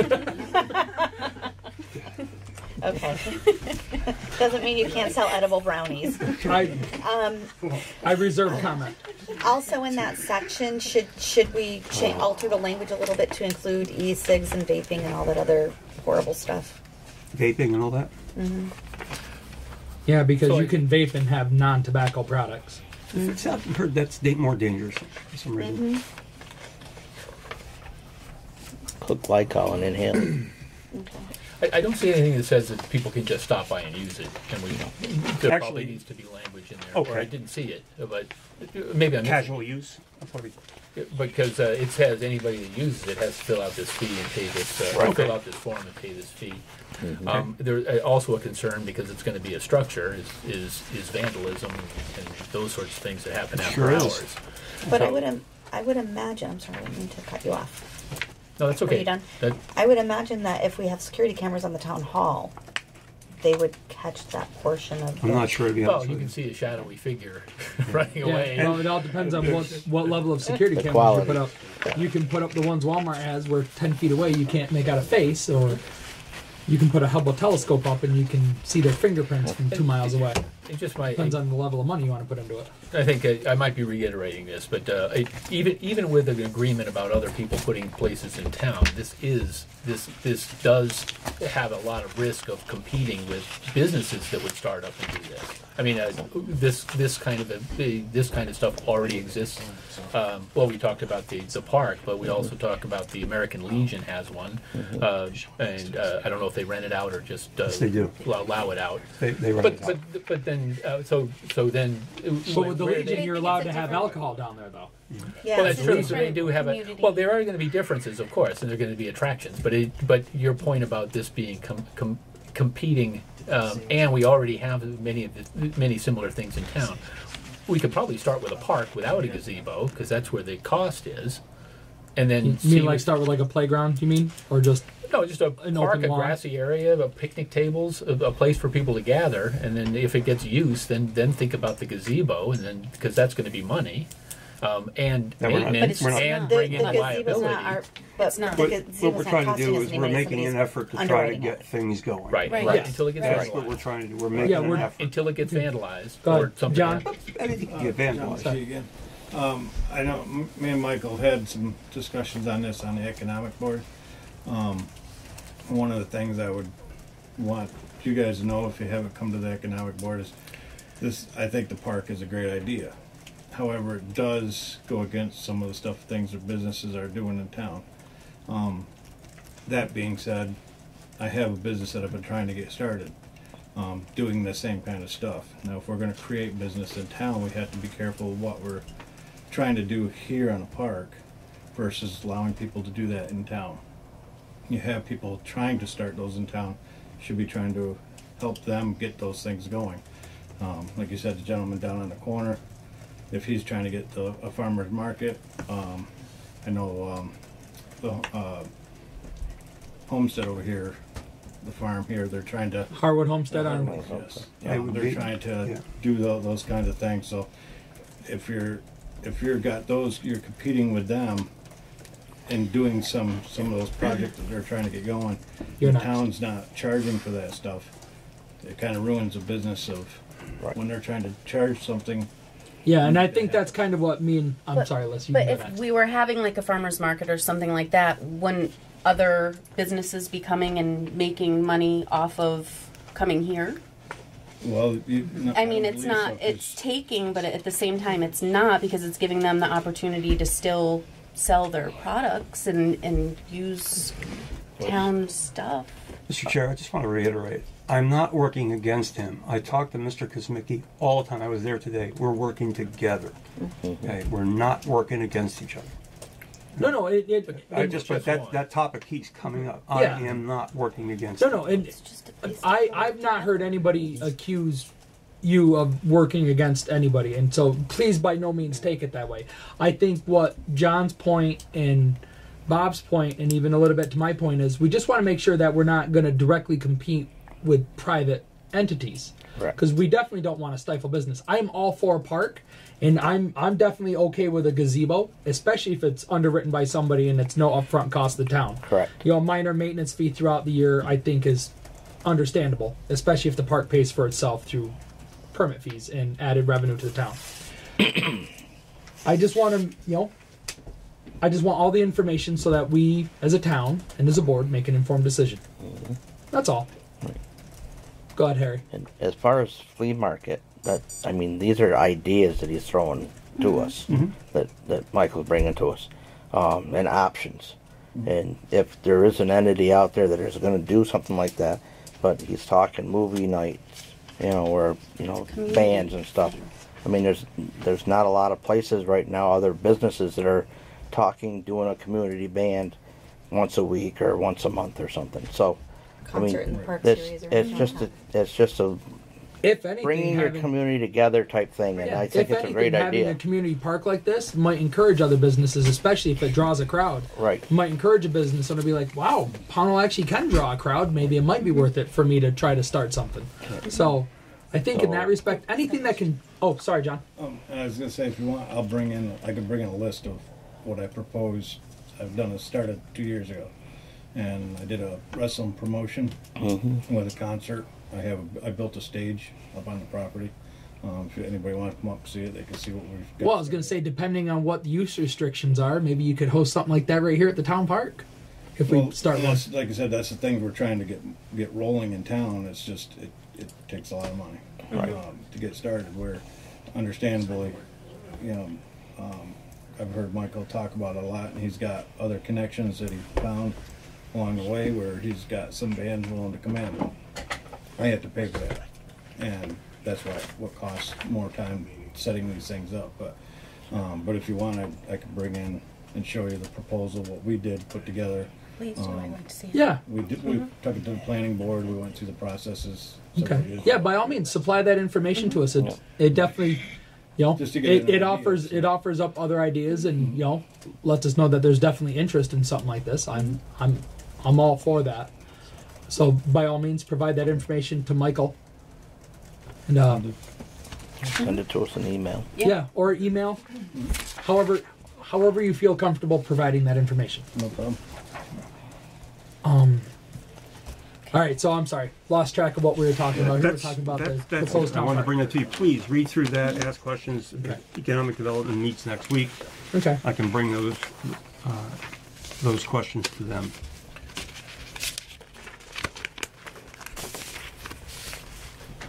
Okay. The next would Moving on. be, you have in your packet information regarding the municipal planning grant. I strongly encourage you to tonight make a decision and appoint that. It's been quite a while, and you want to get going on it. We have money in the bank, grant money ready to go. This was received 2 bids. I used the grant guidelines for how to grade the bids, and they were graded and ranked. And you have it before you? We have something, sir, if you would identify yourself for the public. Happy to. Good evening. My name is Sid Smithers. I'm a member of the Pownal Planning Commission, although I'm not here speaking for the Pownal Planning Commission. I am here to urge this board to engage the Bennington County Regional Commission as its consultant to redo the Town of Pownal zoning bylaws. In response to the request for qualifications that Michael just referred to, we received 2 responses, one from the Bennington County Regional Commission and one from an individual named Sven Federow.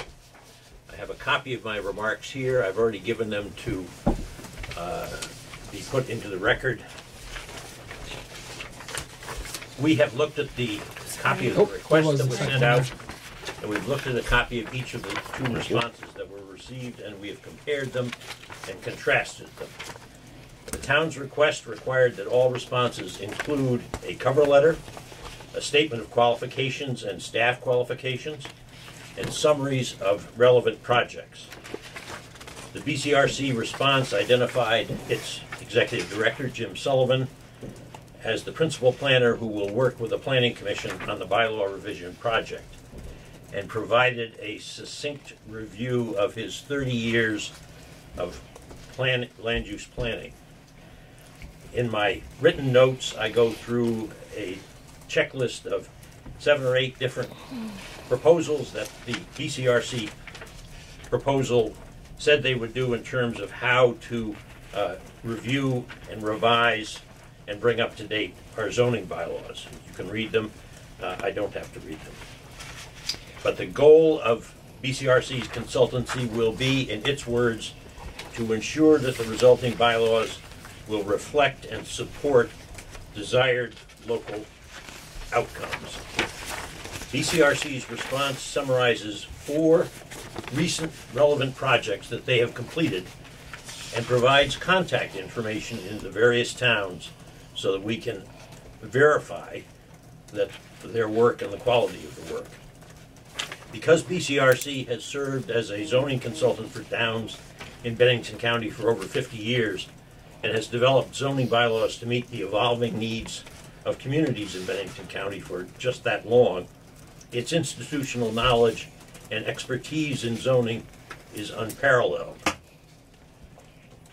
Having read Mr. Federow's proposal to the town, I see that he has lived in Vermont for less than a year and does not have the depth of experience that BCRC and Mr. Sullivan bring to the table. Mr. Federow identifies a single job position as Weathersfield's land use administrator as the sum total of his brief Vermont land use experience. But already he seems to have an idea about how he can advocate for certain approaches to revising Pownal's bylaws without mentioning that he has reviewed Pownal's bylaws or the recent town plan. In addition, Mr. Federow has provided no summaries of relevant projects that would lead us to suggest that we should have confidence in his approach.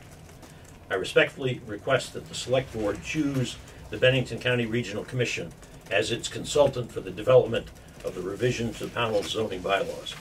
Thank you. Thank you. Thank you. Thank you for your comments, Mr. Smithers. If I may, also, Sure. I'll be brief. Some of this will be. I'm sorry. I know that Please doesn't go identify together yourself. with me. Brief. And, some of this will be repetitive. I addressed our last board before the election with some of the same things that Sid just talked about. Are you speaking on behalf of the Planning Commission or I'm as private speaking citizen? on behalf of myself, but as your Planning Commission chair, I can't avoid that title. I just wanted to have that specified as all. No matter what I do. I've worked with the BCRC quite a bit over the last 14 years. I've worked directly with Jim Sullivan as well as Michael Batcher and several other people there. and their work has been exemplary. It's been terrific. They consult on a basis of guiding us as to what we can and can't do, because a group of citizens can go astray of what you can and can't do within state law. The state ultimately has to approve this. The BCRC has to ultimately approve this. So we've worked with them on our bylaws in the past. They've done a great job. I've also worked with other consultants outside of the BCRC, and although great educational background and a lot of depth of planning experience, one thing I found is that they went through charging by the hour, which I don't even know how BCRC charges. We went through the grant quickly with nothing to show for it. We didn't even have a chapter of the town plan written with the last group that we initially had a $10,000 or $15,000 grant. So, not saying that Mr. Federer would do the same thing, just saying that it's been my experience that the BCRC is right here. They sit down at this table on that cold January night. It doesn't matter. They're still here. They're not an hour plus away. And that was a big part of the problem with the last people that we hired. They were an hour and a half away. And in the 3 or 4 months that we had them before the grant ran out, they made 2 appearances here. One to kind of pitch their consulting firm, and the second to kind of lay out the parameters of what we needed to do. And then it became constantly us relaying information to them. So I second what Sid said. I feel very strongly in favor of hiring Bennington County Regional Corporation as our consultant. Thank you. Thank you. All right. Thank you for your comments, Mike. Does anybody else have anything they want to add before we begin discussion? I'll just add. Please identify yourself. Rosemary Pelletier. I was on the Planning Commission at the time we were rewriting the town plan and worked with the consulting firm that Michael referenced, and I concur. Working with the BCRC is, I think that's the initials. That's right. Is very efficient, productive, and they're there. We pick up the phone and call, and they're right there, and they're very responsive. What's the added cost for them versus the other? Well, you have a grant. It's a grant. Okay. It's whatever the dollar amount is whatever the dollar amount is. $11,000 or $10,000 or $11,000 Somewhere around grant. there. And I didn't know. So when they run out of money, they run out of money. Well, I figure they have a set fee of what they're based on also. They have to do it within That's the a good grant. question. That's what I was To be fair, more. I've had to come back before the select board to ask for more money for the BCRC too. But it was after a year of working with them on a particular project where they just finally said, we'll still help you because we're obligated to help you. The town does pay them as their regional consultant, but for special projects, they have a separate fee. Correct. They either stretch it or charge differently. I don't know how that works, but boy, it went way down the road before we had to come and ask for additional money. I've added, because they worked with us on the plan, they're familiar with the plan. So for bringing in a different consultant, they have to relearn. We're paying them to get used to our plan and then to work on the bylaws. That's a very good point. So, Anybody else for open comment? Open?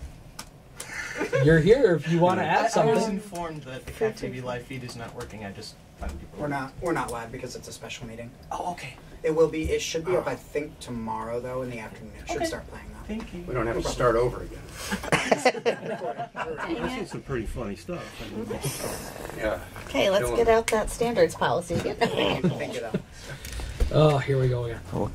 Okay, all right. If nobody has any other comment, public for the board comment. or public? Public, sorry about that. Anybody else before board? All right.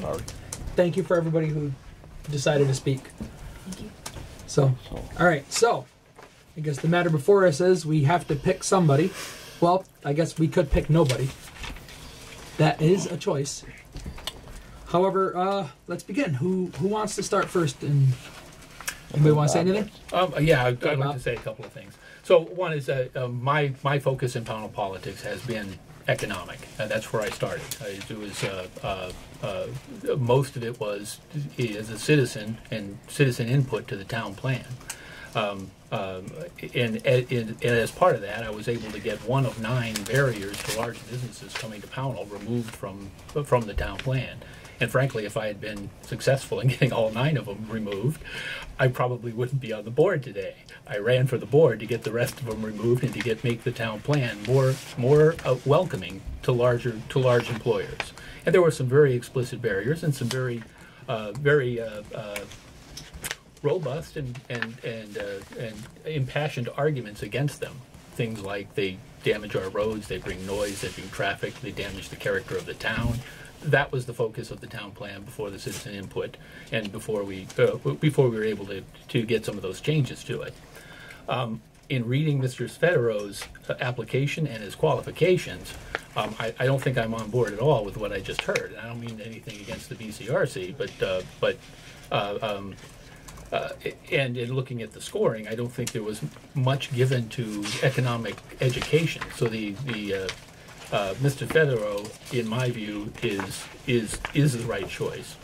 And for one thing, if as identified by the Economic Development Committee's SWOT analysis, you have some difficulty in bringing businesses to Pownal because of barriers in the town plan, it's going to be harder to go past those barriers if your consultant is the same one that helped you write the town plan that created the barriers. And that's what's in our SWOT analysis. So I'm going to read if it's all right, I'll read a quick pitch for Mr. Federo, because I've heard we've already made some false statements about him, and now I've also heard some negative comments about him also, and a lot of attaching to him an experience with another consultant. I'm not sure that that's fair either. So I want to just as one clarification. Mr. Slattery did say that he didn't know Mr. Federo. He was just speaking from previous experience, what they've had in the past. So I just wanted to specify with a consultant. So, but the point of, I believe the point, and you can respond. The point of your comments was this is safe. This is not so safe. I didn't take it that way. Neither did I. Okay, well then that's fine. That's No, fine. not that way. Then if I can just make my pitch. I'm okay with Yes, it. Yeah, it's only please. fair. Okay. Right. Yeah. Well, go ahead, Bob. Hold wait. I only want to hear information that's set forth in the documentation in which he submitted. That's If what you're- I'm about to read. Okay. I'm about to make my argument I'm for, very entertained. for Sven Federo. And it is, this is right from his cover letter. In the time that I've been in Wethersfield, one of the main objectives of the Planning Commission, I'm reading fast because there's a lot here, I'm going to do it quickly. So in the time that I've been in Wethersfield, one of the main objectives of the Planning Commission, Town Manager, Select Board, and Southern Windsor County Regional Planning Commission, many residents has been to seek revitalization to the community and to encourage economic development. I participated in discussion regarding how to accomplish this on a nearly daily basis, and that has been the case for essentially the 8 months, which is now closer to a year, that I've occupied this role. I have spoken to local business owners, realtors, contractors, attorneys, and the most frequent feedback received is that the permit process in Weatherfield is too onerous and too time-consuming, that realtors advise clients not to purchase in my town given the ambiguities and frustrations associated with obtaining approvals, and that contractors charge more, as much as 30%, to complete projects, assuming there will be many hiccups. Ultimately, given the choice, businesses would prefer to establish themselves where they have certainty, and zoning has a tendency to be one of the greatest sources of uncertainty across Vermont. When any minor expansion of a business is subject to a conditional use hearing, there is no clear and unambiguous set of parameters which is to be considered by the DRB. That business may determine that it be too significant a risk and instead locate somewhere which has simple, consistently applied rules. Now, what I'd like you to do is to compare what he just said in that statement to our own Economic Development Committee SWOT analysis in the threats section. Increases, these are identified as threats. Increases in local regulation and associated costs prescribed by the town plan. For example, building inspector, local energy coordinator, increased zoning and land use restrictions. The recently adopted town plan makes many recommendations that will create barriers to entry, increase the cost, and outright prevent commercial activity from locating or expanding in Pownal. Any local regulation that increases the cost and complexity of making improvements for existing buildings or structures or new structures, which increases the cost of energy for transportation, heating, and other uses, or which otherwise implies poor government oversight to local activities should be reviewed. So in my view, Mr. Federow clearly demonstrates in his cover letter a keen insight into Vermont regulation, and some of the barriers that are in place that are preventing larger employers from coming. I'm all for small employers, but the way you small businesses, but really the best way to get a small business is to bring in larger employers, and nobody can guarantee that's going to happen. We've got a lot of regulation at the state level that's going to prevent that's going to make that harder. But not only but Mr. Federow has shown these keen, I think, insights into exactly what our barriers are, and I think we need to do something different. And I think, hang on, I'm still going there. Not only has he been doing this, he's also got, and we talked about his education. The University of Melbourne, where he's got his doctorate in finance, is one of the top 50 ranked schools in the world, and it's comparable to any of our Ivy League schools. He also has a master's degree in economics from the Stockholm School of Economics. That's the 12th ranked school in the world in economics. So these are top-notch schools. This guy has a lot of experience, knowledge, and he's been doing this exact work in Vermont for the last nearly year. I think we need to do something different. I think we need to shake things up a little bit, and if we really want to do something to help Pownal get some economic growth. And with that, I strongly recommend Sven Federow. Mr. Chair, I just want to make a clarification. I graded on the requirements of the grant, so I didn't deviate from that, and I appreciate the gentleman's his college and so forth. But I had to grade on the requirements of the grant, so that's yeah. If I can add one more item just to make sure that we're here. I did reach out to the VLCT about whether or not we can deviate from that, whether that exposes us to lawsuits, which is something we heard before, and that's not true. We can make any decision we want as the board, and that language is in the grant application. Okay, well that's good to know. Somebody had their hand up over here. Sid Smithers again. Very quickly, I don't think anybody's suggesting, Bob, that complexity is a good thing. Simplicity, directness of definition, clarity of regulation, but regulation is what's important. And I respectfully suggest that BCRC has the track record of drafting bylaws to improve the certainty of result. A conditional use that doesn't have parameters, in Mr. Federow's words, is a bad thing, and I agree with that. So we need a good zoning consultant to help us get good parameters, good definitions, clarity, and fix the bylaws. The bylaws presently are terrible, I agree with you. But I don't think it's a matter of over-regulation preventing large businesses from coming to Pownal. That just is, with all due respect, I think that is an erroneous view of the world plan as it's playing out. And we did give you input into the town plan. It was appreciated. You had some good ideas. You've knocked the town plan repeatedly after voting in favor of it in May and adopting it. That's a little baffling. Number two, the BCRC has nothing in their resume that says they won't work with us on these things. You stated the obvious. Mr. Federow stated the obvious. We know we need to go through our bylaws. That's why we're doing it. We know we need to break those down. I think you're under the impression the BCRC is going to guide us and kind of get us into this little wormhole that we can't get out of.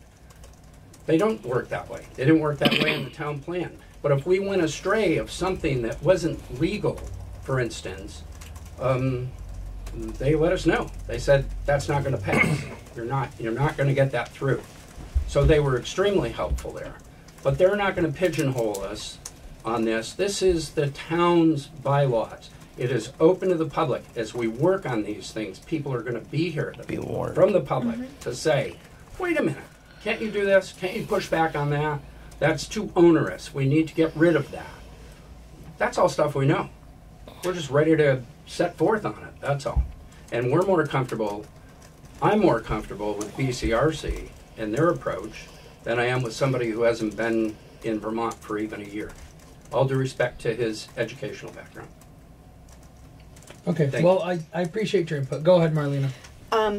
Thank you for reading his cover letter. It was a very well written cover letter. Took the SWOT analysis into consideration. Unfortunately, I do not see anything in his resume that talks about any of his economic degrees in usage. He worked as an attorney from April of 2016 to December of 2016, performing real estate closings, amongst some other stuff. From 2017 to present, he's worked as a residential real estate closing contract negotiator for another law office. In May of 2018, he started working for the town of Wethersfield. There's absolutely nothing in his resume information that says he's working on developing the economy of Wethersfield. He talks about enforcing zoning laws, filling out forms, scanning material, creating application forms and permit templates. That doesn't talk to me, it doesn't describe any work in terms of what we're looking for right now. Oh, I respectfully disagree and strongly disagree. The cover letter itself identified the barriers and what he's doing today in Wethersfield to overcome those barriers to stimulate economic growth where he's doing this exact work. So I disagree with that statement. I also, and not to knock the BCRC, but they have been doing this for 50 years. They've got a lot of experience in it. But Bennington County is among the lowest in economic outlook in a state that is among the lowest in the country for economic outlook. So if you start talking about achievement, I think we need to shake things up and do something a little different. And I think this guy's credentials are outstanding. I think this is exemplary. I think we're really passing up, and it sounds like we're about to pass up, a unique opportunity to bring some real change to Pownal. This guy is pretty impressive in my view. It's disappointing to see that trying to sway the board, we're actually tearing him down some more. We've already done that in the past. We've done that with false statements about being late. We've done that with. Hold on. As far as what you just said about what went on in the past, I want to stay on topic and focused on what we have before us in regards whoever gets chosen. I mean, let's keep the discussion civil. Let's not attack one side or the other. Let's discuss facts and what we have before us from all parties. This is regardless whether you're in support of the BCRC, against it. Let's keep this civil. So I have my own concerns. I would like to hear from each member of the board what their concerns are, what their viewpoints are. So Marlena's had a chance to talk. Bob's had a chance to talk. I would like to hear what Harry and Elizabeth have to say. So, do you want to go first, Harry? No, I have no concerns. To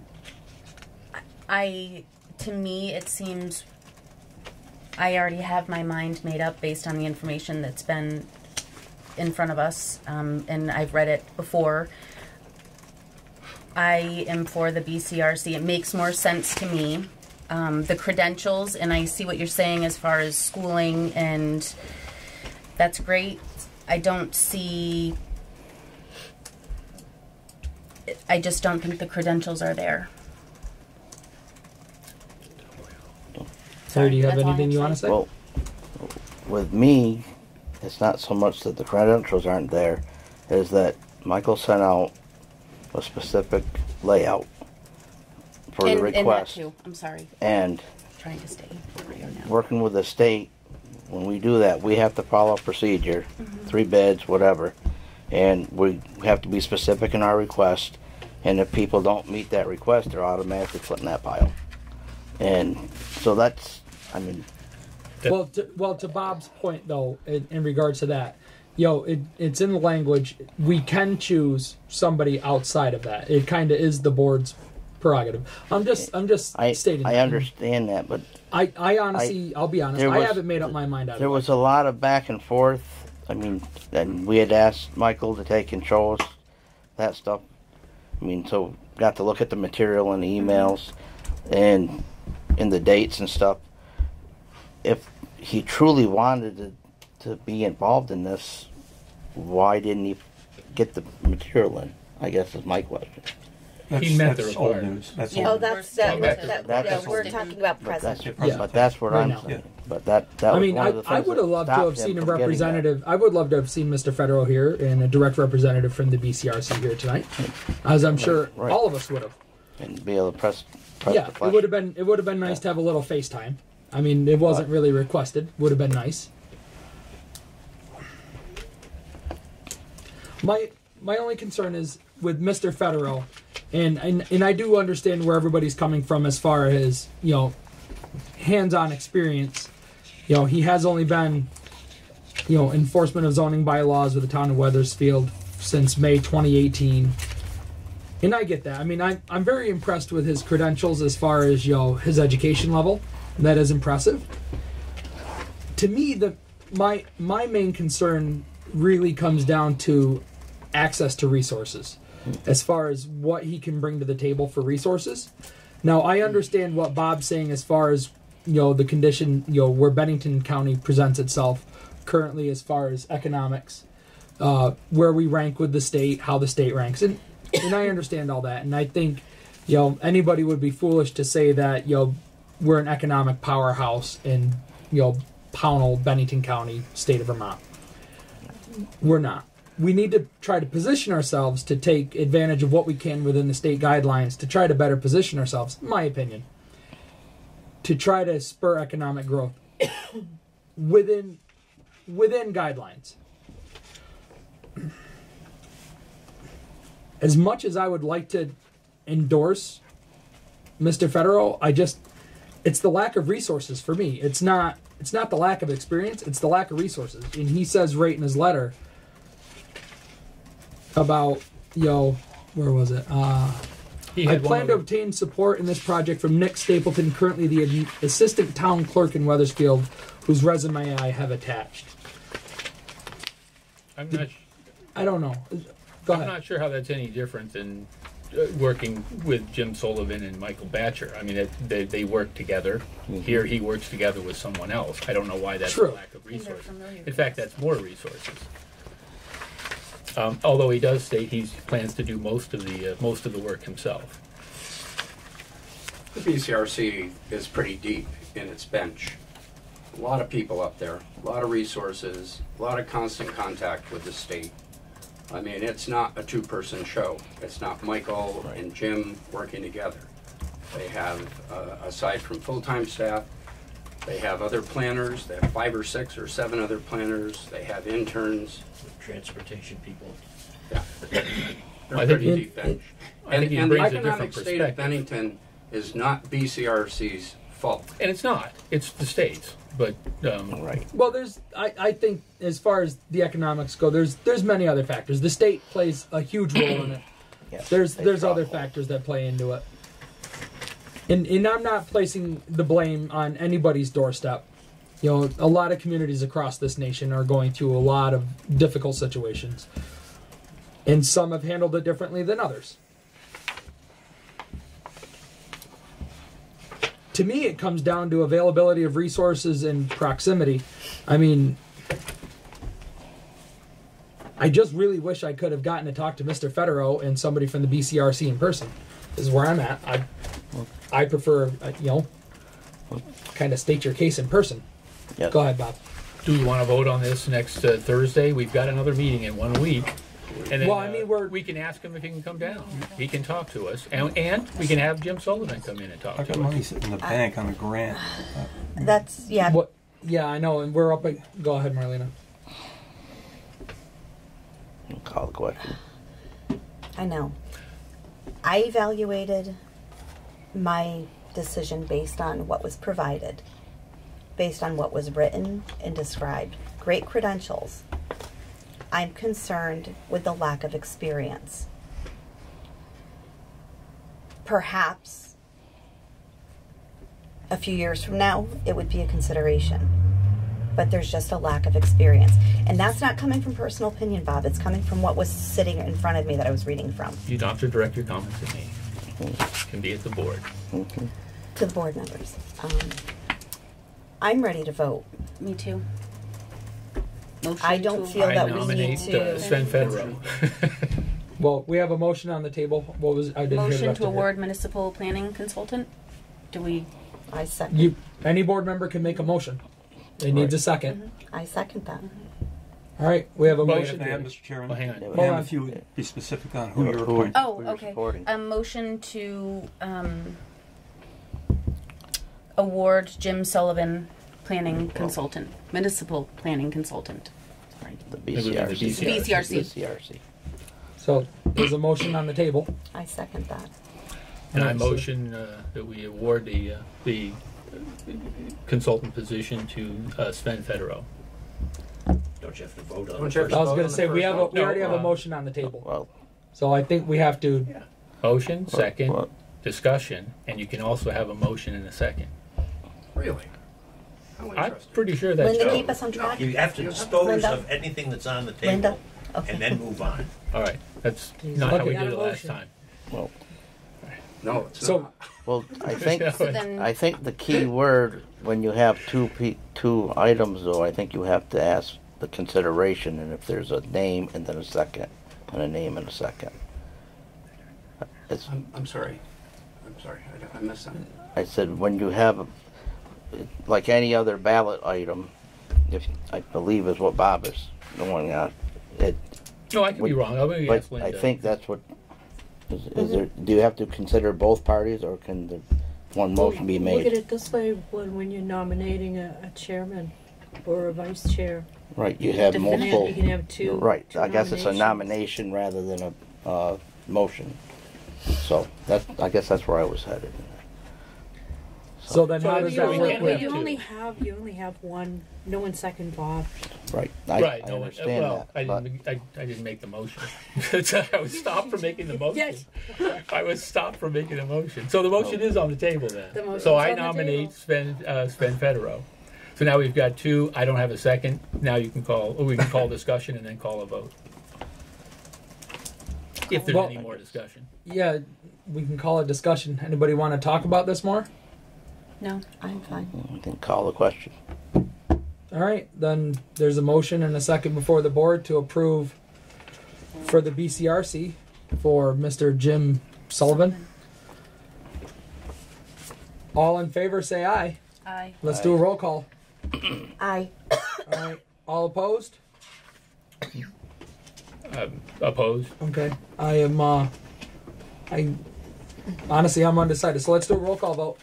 Marlena, how do you vote? I vote for the VCRC. Elizabeth, how do you I vote? vote for the BCRC as well. Harry, how do you vote? BCRC. Bob? I have to vote no. There's not one on the table for Sven Right. Federo. He's never got a second. Right. So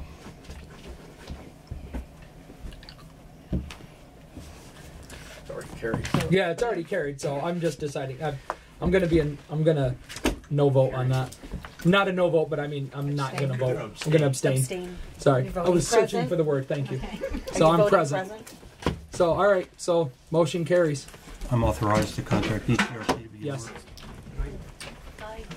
Sorry. I just want. We probably should have reached out and. It's carried. It's done. So. Put it in your bucket of lessons learned. Yep. Okay, are we moving on? Mr. Chairman, are you ready to move on? Yeah. Your next question, we have Economic Development Committee appointments. You have their information in your packet. Michael Carroll, Matt Barron, Crystal Gardner, Jenny Dorr, and Bob Jarvis. You can either approve or deny each individually or in whole. Up to the board. Well, we have. Do we have How many openings do we have? Oh, I'm sorry, Harry. Your I hand's up. don't think it was decided. I thought it went to 8. Oh, that. Yeah, Harry. Right. He had his hand up first. Oh. Harry? Yeah, it did go. We voted last time for it to go to 8. The point, I guess, I just want to add is that if, in my opinion, if you're a sitting select board member, I don't think we should ever have a voting seat on any of our subs. We can all go to our subcommittees and sit in and as like a public open comment. Ex officio, Okay. and non-voting. Hold on, Bob. But if you're sitting on any of the subs voting to pass something to bring it to us, then you're automatically going to be abstained or have to recuse yourself from the vote, I guess is my thing. And that's just a statement that I was... I have no problem with anybody going... Yeah, I think so. What you're saying sitting is, there, if you're on a board, if you're on the select board, you shouldn't be holding a voting position, I guess. You could be part of the discussion. Right. Well, as far as I know, the Economic Development Committee is not a voting entity board, correct? No. I don't know. That's what I'm asking. We bring I mean, I understand what you're saying. Like the Planning Commission, they vote on stuff. The DRB, they vote on stuff. We bring recommendations. Yeah, they just bring recommendations. They're just reaching out and talking to individuals and businesses. Well, I know and bring Ronnie, when he was on the planning, he was a non-voting member. Yeah, So, when he was because they're a voting board. Right. So, Bob, did you I just want to say that the Planning Commission, DRB, is covered by state statute. Any board created or committee created by the board is under the full and complete discretion of the board. Yeah. So it's not covered by state statute. I don't believe it would be a conflict of interest to vote on it. In fact, the hiring committee that hired Mr. Walker, we had 2 select board members who were part of that committee and also voted on the hiring. Didn't recuse ourselves, and I don't think it's necessary. And again, it's not a voting board, so I don't think that really matters. This committee or this board is in full control of the Economic Development Committee. Right. Well, the outcome of any of our subs. I understand that. I'm just... Yeah, the trying to Economic keep us Development above board. Committee is just, they're just going to bring information to us and help make recommendations, and it's going to be up to us to decide what to do with it. Correct. Can I ask? Excuse me. Did we decide that we currently have 5, or do we currently have 4? Because one was a no-show, and we thought. One gentleman, somebody resigned. Gianto, Mr. Ben Gelhauser resigned. Mr. Gianto, I sent an email to. He has not made 2 meetings, so that's 2 people down out of 5. So are we considering him that he's not on the board? We give him one more shot at this meeting. If he doesn't attend this meeting, I'll send him a letter thanking him for his service. Oh, but then that has an impact on tonight, right? Because we've got 5. We have 5. So we can either add 4 or we can add 3. If we add 3, we're up to a full 8. I would understand that to be he's still technically part of the board unless he misses one more meeting. So I would say then right now there's 4 open seats. And then if he misses another meeting, then that would create a separate opening, and then we would have to have a whole separate. I don't think there's 4 open seats. May I please make a statement?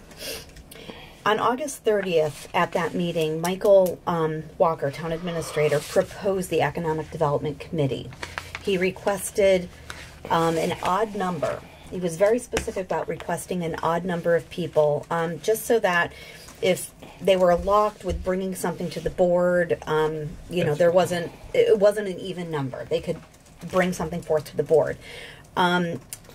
Chairman Pownal at the time was very adamant and very instructive in clarifying that this board had that this committee had no power, and that they were to report to the board 2-year or 3-year trial period. Right.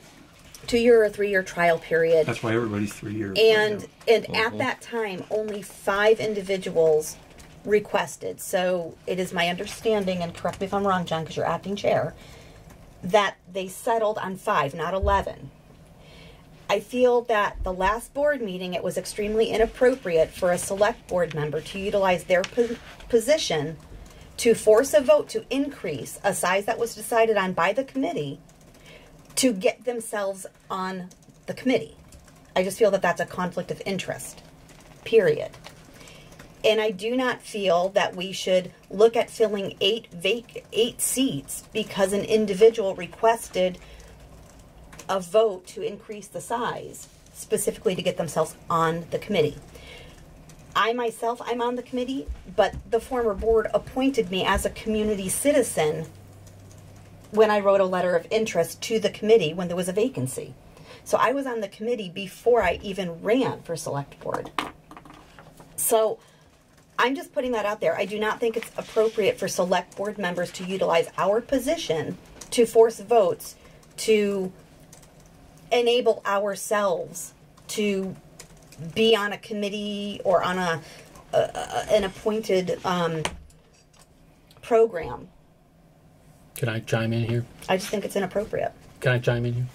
Yes. All right. So it's not a conflict of interest. In fact, the conflict of interest it would have been if I didn't disclose that I wanted to be on that committee.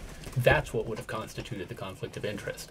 If you read the conflict of interest policy, when you disclose that, it is then up to the person who disclosed it to decide whether or not to recuse themselves from the vote. My entire focus in Pownal politics was generated by economics. And so I very much want to be on the committee because that's the thing I've been focused on. So it really isn't a conflict of interest. And if we started with 11 and we dropped to 5, only because we can only get 5, I agree with the odd number, but maybe we make it 9. Maybe we make it 11 and let everybody be on it. I've never heard any resistance to anybody getting on this committee until I voiced my desire to be on the committee. I mean, I'm an economics geek. I read a lot of economics I think John books. wanted to say something. Were you motioning that John wanted to say something, Elizabeth? Yeah. I would just want to say, I understand what everybody's saying as far as my view on it. If we're a non-voting board, I don't think it would matter how many people we could have, 50 people. Just because we're a non-voting board, we're just trying to get information together, try to come up with the best policy. Different ideas. The more minds, the better. It is. If they're willing, people are willing to be there, Right. we can have as many as we want, I would think. I mean, it was voted on again at the last board, go up to 8, but I mean, technically we're not. If we're not 8 was on kind things, of a strange number. I agree with that in retrospect. Right. I didn't realize it was 11 originally. The point I'm trying to make is that on August 30th at that meeting, there was one board member that was adamantly against the Economic Development Committee even being formed, and that was Mr. Jarvis. We already discussed I this in the feel previous- what I feel is inappropriate.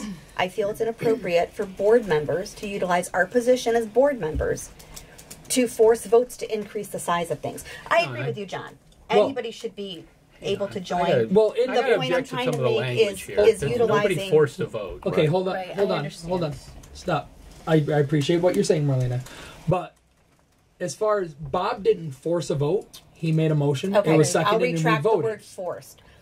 It is inappropriate for board members to bring items for vote in order to promote oneself into something. We should not be doing that. That's not what I did at all. Yeah, I gotta say, Bob, your exact comments at the last board meeting were, the Economic Development Committee has too much power. They approved a grant during their second meeting. I read the minutes. We do not have power. That wasn't my exact. Those were not my exact words. I'm not quoting What I was you. What I objected to was the Economic Development Committee was used by the Planning Commission to sign off on it, or maybe it wasn't the Planning Commission. It was used by somebody, whoever proposed the grant, to have them sign off on a grant before they even had a meeting. I mean, at their second meeting, they had reached no conclusions. I do object to a committee like that being used to give other committees or other opinions more power. Now, what happens if the Economic Development Committee goes forward and finds something wrong with the grant with putting a park here? Maybe that's not going to happen. It's just a park. But if that does happen, now there's a conflict of interest because now they have a reason to back something that they may later determine is going to be damaging to the economy. We put that committee together to help stimulate the economy of Pownal, not to approve grants or give them more weight than they would have without the committee. That's not the purpose of that committee. That is incorrect. the committee did not approve the grant. No, The committee. They signed The it. committee They approved. supported it, as well as the board, as well as the planning commission, because the grant, the municipal grant, needs to be written on behalf of the municipality. All municipalities in the state of Vermont that apply for that grant have to show community support for whatever their idea is. So the Economic Development Committee was not the only committee in support of the grant. The board also approved, the board was the one that ultimately also provided support. So you keep saying the Economic Development Committee is the one that signed off on it. They did. The Economic Development Committee did not sign off on the grant.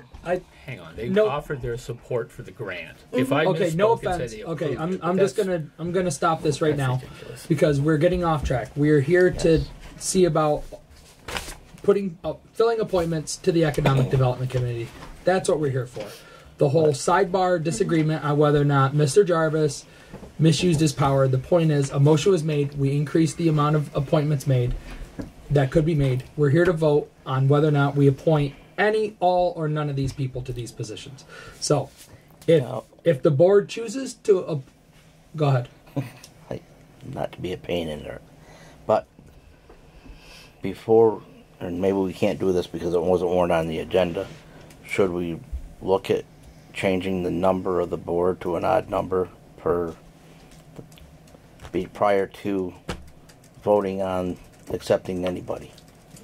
Well, because we didn't warn it, we can't vote to change it now, but we could table the appointments and warn at the next meeting to have the vote on. I'm going to make a changing motion the to number. table voting. I think of that's the what we can do, right, appointments. Linda? That's how it would have to go. I don't Due recall to- it being warned on the last one to Yes, increase yeah, I believe it was. to increase the remember. number. But well, it was brought up for discussion, I think. It was discussion, but it wasn't warned that we were going to vote on an increase in Well, size. actually, Linda, do we have? Yes. I propose we ask Linda to get the expert. Yeah. To get the expert it- opinion. The fact that it's on the agenda and that's part of what we're talking Well, about, that's- we probably can change the number, but I don't know. This is on the agenda. So we can To make appointments, but yeah, but to change the size of the board, we could do that now? I don't see any reason why you can't do it. okay. At the mean, last that's- meeting, it was brought up under discussion Okay. I just want to make sure we're of the economic. above board plan. on it. It That's wasn't all. a Yeah, topic. absolutely. It was a topic. Okay. You can Well, do it. then, if we're all right, well, then, if we're going to discuss changing the side of the board, and we have the chairman of the Economic Development Committee here, I would like to hear his input on what he feels would be an appropriate number for the size of his board. John, if you would like to chime in, I know you're not really prepared for that. Sorry. How many do you think would show Does it up? matter? Again, Does the it number, matter? the We want main, people to the main participate. part of it is not not having too small of a number. Right. Right. We have people coming and going a lot, so, I don't remember how many there was.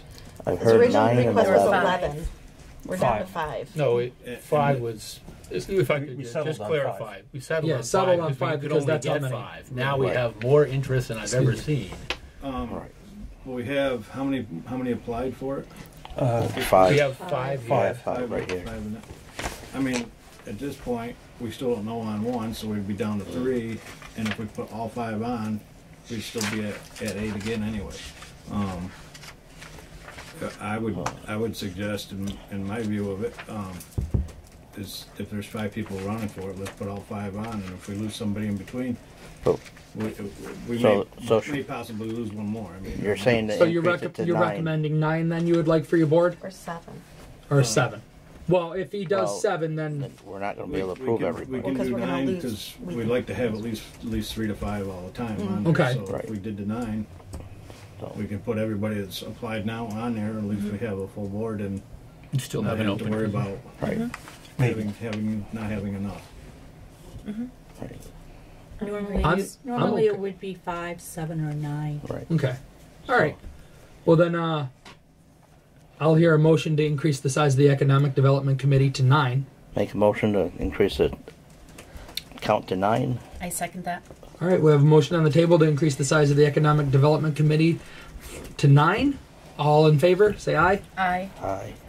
Aye. I'll recuse myself Oh, so I don't get Good accused point, of Bob. Sorry. Oh. conflict of So, interest. all right, motion carries. We're increasing the size of the board to 9. So then, Motion. Now we can begin discussion on the appointments on anybody in particular, or do you want to just wholesale approve all of them because we have enough appointments? Mr. Chairman, I suggest that every one of these folks are highly qualified, and I would recommend any of them. I'm not telling you how to vote, but I'm I telling you my appreciate recommend- any and all input. I mean, any one of these folks. none of these members are here, and from what I can see, one of them. I've All the only letters They're are all here. highly Yeah, qualified. okay, there's Bob letters. is here. So Yeah, but as a Can select I motion to appoint all of them? yeah, I don't. Yes. Well, Linda, can we approve a motion to approve all at once, or do we got to do them individually? Just read their names. Okay. Put it right into the minutes. Michael Carroll, Matt Barron, Crystal Gardner, Jenny Dewar, and Bob Jarvis. I think you have to say it all at once. Like I make a motion okay. too. I motion to appoint Michael Carroll, Matt Barron, Crystal Gardner, Jenny Dewar, and Bob Jarvis to the Economic Development Committee. I second accepting their appointments. Okay, we have a motion on the table to approve all names that Elizabeth just mentioned for the Economic Development Committee. All in favor, say aye. Do I have any more discussion? Oh, sorry. Is there any more discussion? Yes. I just have a question for you, Bob. Based on your previous comments about how hurtful the Economic Development Committee's creation would be to a small town, and how the empirical data that you cited supports this, what's changed your mind in the last 7 months that now you want to be part of it? Because you were very adamantly against it. I can answer that question. I was never against being on it. I was never against being part of it. I was against it being formed. I lost that debate, and it is now a reality. I shouldn't lose my voice in the direction of how that committee goes forward because I was against it. I don't know if we're going to have this conversation again, but this is the same conversation we had before when you objected and pointed out that I was not in support of this. I never said it was hurtful. I don't think I used that language. You're paraphrasing, but they have not been very effective in the past, and they haven't been very effective. These types of committees throughout Vermont, but that means if they're formed, I have a strong interest in making sure that it's successful. Now that it's a reality, it's the right way. It's a reality. We're not going to vote to get rid of it. So now there's a very strong motivation on my part to make sure that it's successful and that we can actually improve our economic condition in Pownal. That was one of my primary reasons for running for the board. Okay. Thank you. So you want to see it succeed. That's what I wanted to hear. Okay. Is there any further discussion before we vote? No. All right. All in favor of accepting all the nominations as listed, say aye. Aye. Aye. I recuse. I vote aye as well. So You abstaining? Or abstain. Yes, abstain. You can't So- recuse if you're, I meant abstain. if you recuse, then that means you can't talk. you yeah. couldn't I have talked. abstain. Right. Sorry, I've done the same thing. All right, so does anybody? It looks like all four of us voted yes. Do you want to do a roll call vote? And no, Do we need to? I'm good. okay, all right, motion carries. Bob I'm sorry. abstaining. What? Abstaining. Oh, let me see this. I knew you must have been abstaining on the last one too. I didn't bring my thesaurus.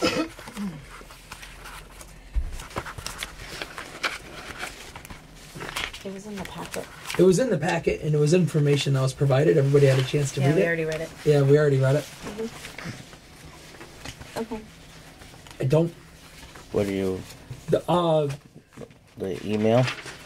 Yes. Marlene is bringing up the email, No. the letter.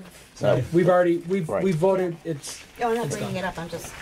Point it So, out. yeah. I was gonna say if everybody had a chance to read it, so it was provided to the board. So right. all right, so that's done. So update on the revolving loan fund.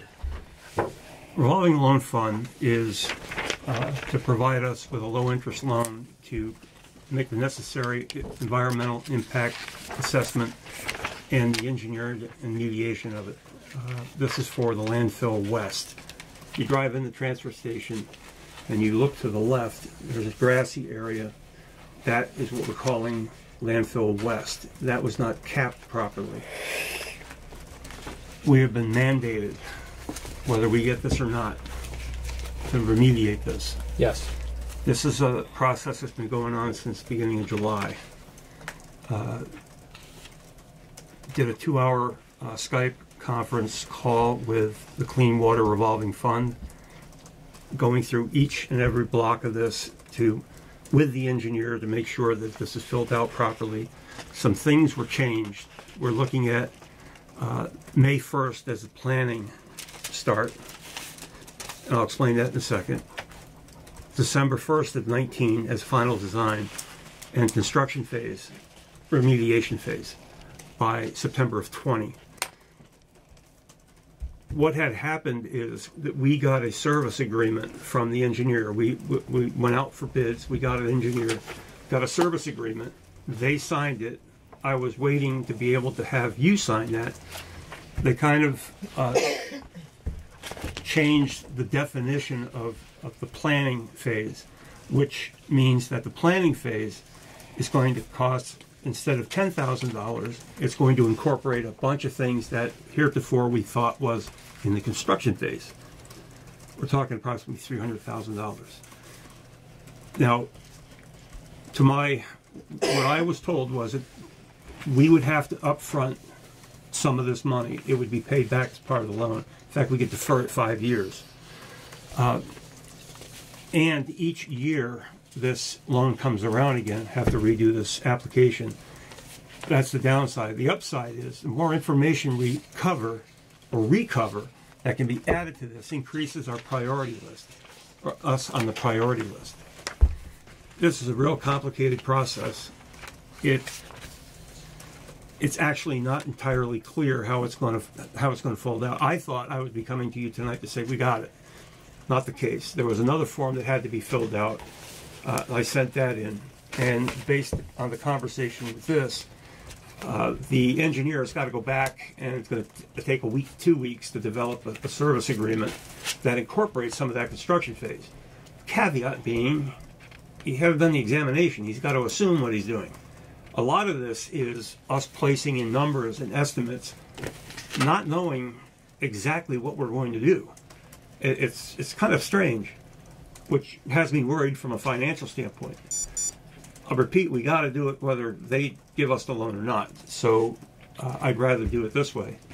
So where we're at now is I have to wait another week to 10 days, maybe 2 weeks, for the engineer to get back to me with a service agreement that incorporates all that. I have to make sure that the state approves that letter, and then I would bring it back to you to sign.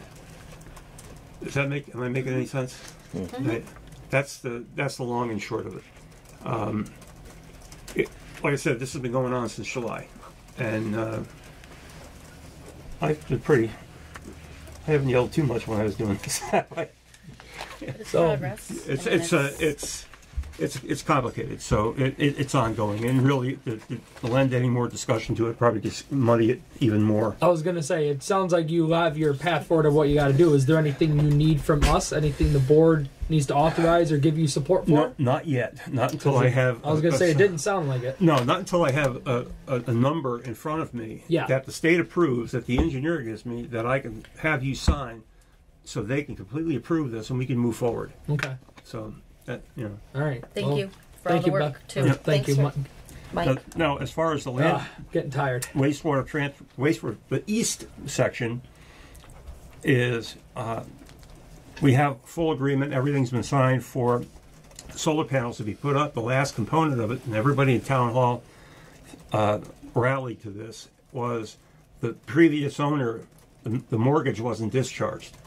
So we had to go find a whole ton of information, legal information, to get the attorney. And like I said, everybody in town hall pitched in on that.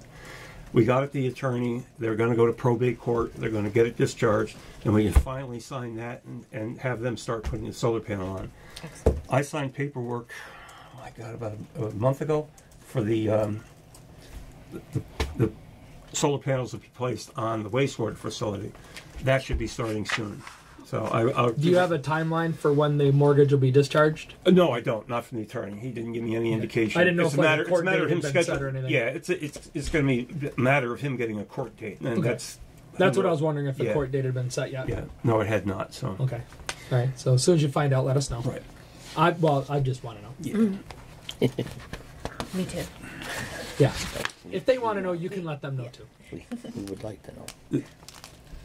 If I may go on, the next is, are you familiar with NEMRIC? It's the program we use for billing,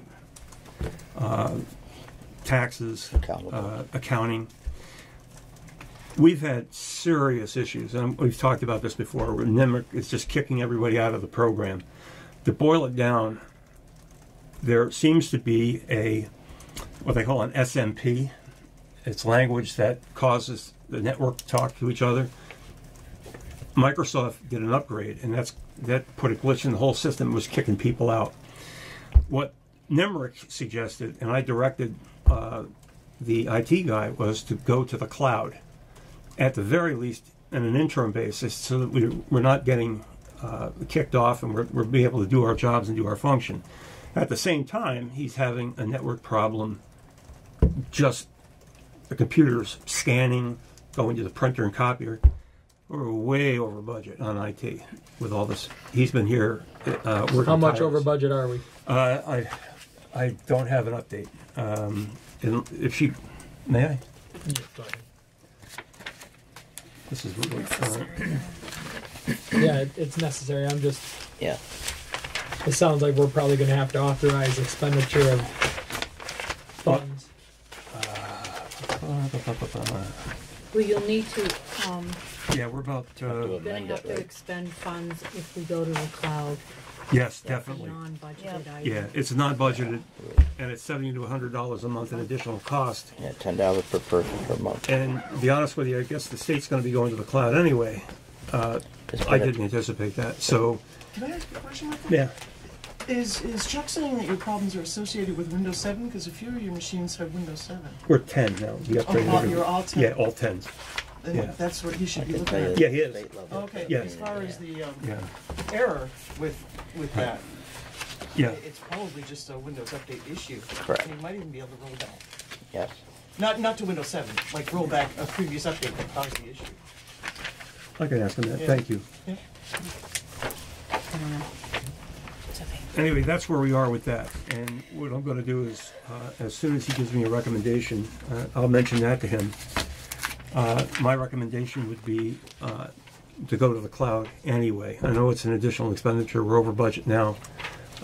Let's do it, but yes. Is it totally an additional expenditure, or is there some recurring cost that we have by not being in the cloud that would go away? No, there's no recurring cost. No, there's no offset, except for the fact that he wouldn't be here 8 hours a day trying to. Well, that's the cost. Nursing our system. That I don't want either. So we could potentially save on the cost of having the IT guy on call. I don't mean to imply that. I'm just saying right now he's here trying to solve this problem.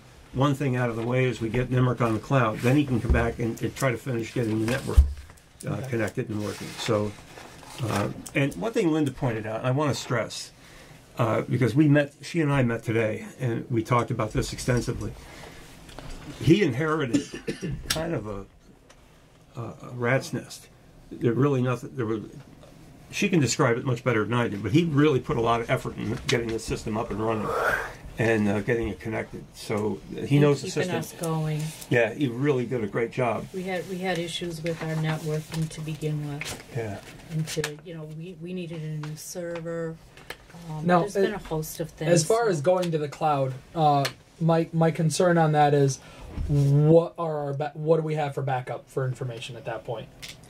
Are we going to maintain an on-site backup of information? I don't think that's a problem. The cloud does that. The cloud is the cloud. Well, by the cloud, really, it's just a server located in another location. Right. That's all it is. I don't think it's backup our server, right? You can back up your server anytime you want. Right. Yeah. Well, that's what I'm wondering. Are we going to still maintain a backup of information? Because God forbid As a matter we of fact, go he backs online it to up the automatically. cloud, some massive virus affects it, wipes out a server in some other location, you lose it. I'm certain he backs it up automatically. I don't know the periodicity of it, but I know he backs it up. That I know. So from a technical standpoint, that's what I'm wondering. Right. Yeah. So that would make. I would definitely make sure that he is backing it up, and that continues. Is the backup site the same site as the? I can't answer. I don't know. I hope not.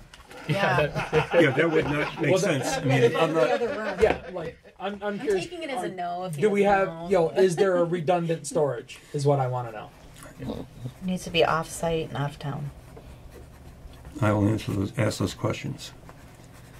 What's his disaster management plan? Fire extinguisher. Yeah, really. Another question So- would be if your problem is in-house, Michael, I don't mean to keep talking, but if they need to test the cloud site on your system, just because it's on the cloud doesn't mean it's going to work better. If your problem is in-house, just because you're linking to cloud software, you might still have the same issue. So that needs to be tested. Like maybe the NEMRIC has a demo site that Chuck could go on and We've try already out. done I that. think he's done that. We've Yeah. already gone through and that that. works. Yeah. It's working. Yeah. Great. I mean, That's we good. could That was we a could question. potentially ask Chuck to come here, and that way we could ask. You know, questions it might and see what he has it to might say. behoove us to have him do that. Yeah, rather than playing the telephone game. Yeah. Let's it ask him is- to come in and give us an update. Yeah. I mean, I don't want to hold him up from getting the work done, and we No. need to expend, authorize the funds. But We're 4,000. 4,000 4,000 something over. over the whole. we're 4,000 over budget right now. Yeah.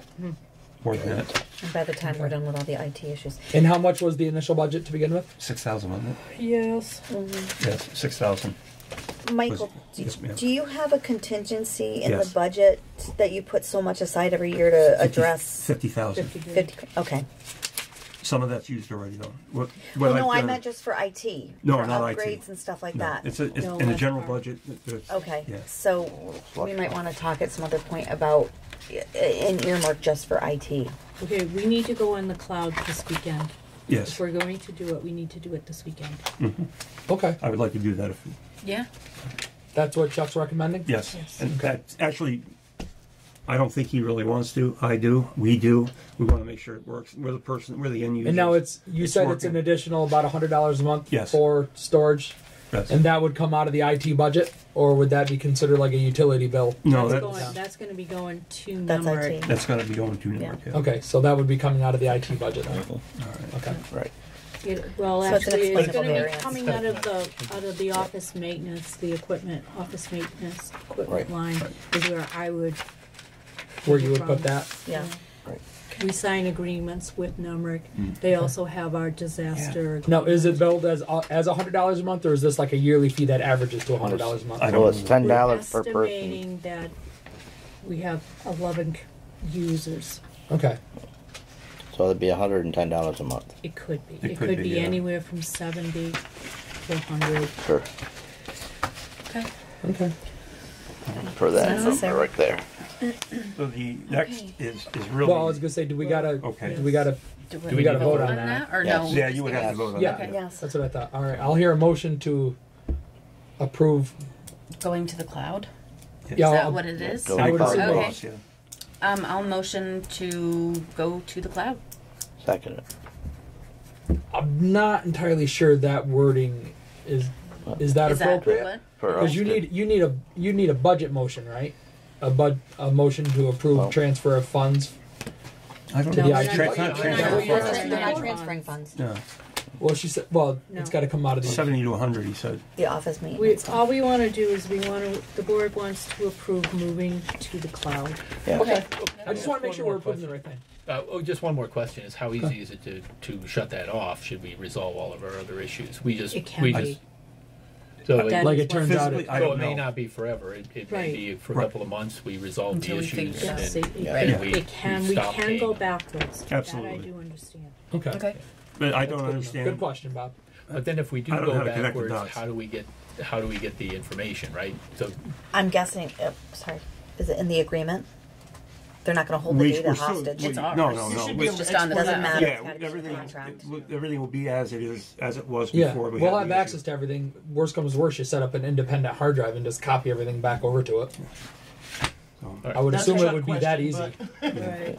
Right. Your motion really wants to be approved moving going to the cloud at an estimated cost of $10 per person per month. I'll motion going to the cloud for an estimated cost it's of it's $10 per user. $10 per user Per month. per month. Second it. All right, we have a motion on the table to approve going to the cloud at an estimated cost of $10 per user. All in favor, say aye. Aye. Aye. All opposed? All right, motion carries. Okay, moving on. Yeah, So- real quickly, sir, we're really proud of this. If you're not familiar with it, Women's, Infant, and Children, it's called the WIC program. We have, to date, anybody that wants to participate from Pownal has to go to Bennington. They approached me. I solicited for facilities. Our transfer station supervisor, Tom Shuey, a member of the United Methodist Church, and they have invited him in. They're holding it now. People in Pownal can participate in the WIC program. That's awesome. And that's a great service to our community, particularly people that are in need. And Wonderful. Doing it right here instead of making them go to Bennington. absolutely, so we don't have to have them go to Bennington. Nice. And thanks to Tom Shuey, our transfer station. That's awesome. That's fantastic. That's in cooperation with the Department of Health, right? Yes, it is. So I now was instead of having to go- initially approached on this by the Department of Health nurse last summer at a farmer's market in Bennington. And I gave her a call back, and it didn't take long. I mentioned it at staff meeting, and that's as far as it went, because Tom said, pick me, coach. And off we went, and they did it. Great. So I'm really proud of Wonderful. that. Yeah, they look for outreach. Yeah, thank you for sharing that. And a big thank you to Tom for Yeah. helping spearhead that. Michael, could you email that to me so I can put it on the site? Yes, please. Okay. All right. Let Michael finish writing what he's doing. Yep. Aflac. Yep.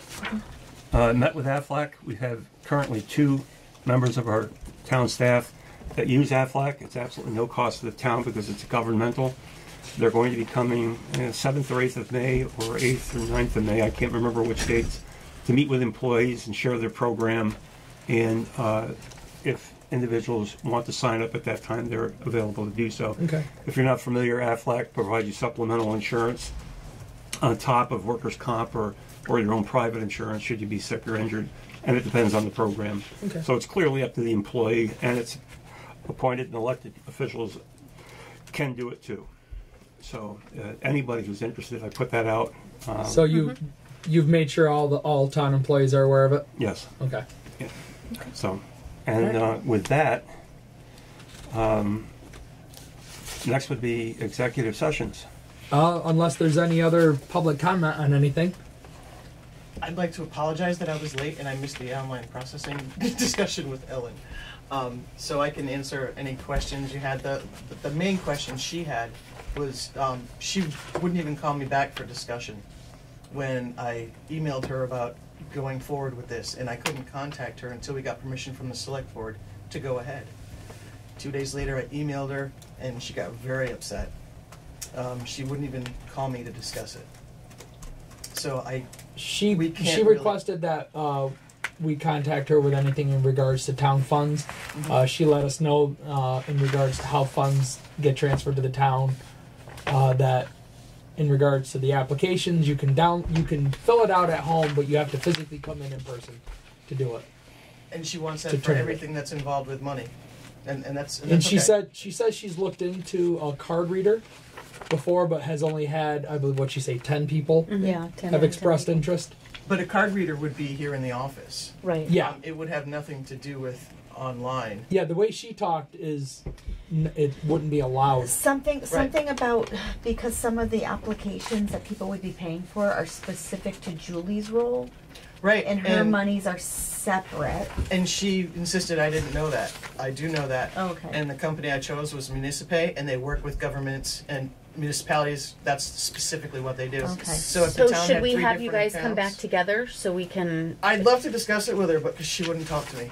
Okay. So, Well, then we can. Then I would say we can. We can If Linda facilitate can that correct me, discussion. we could do this as a workshop. I would think, right, Linda?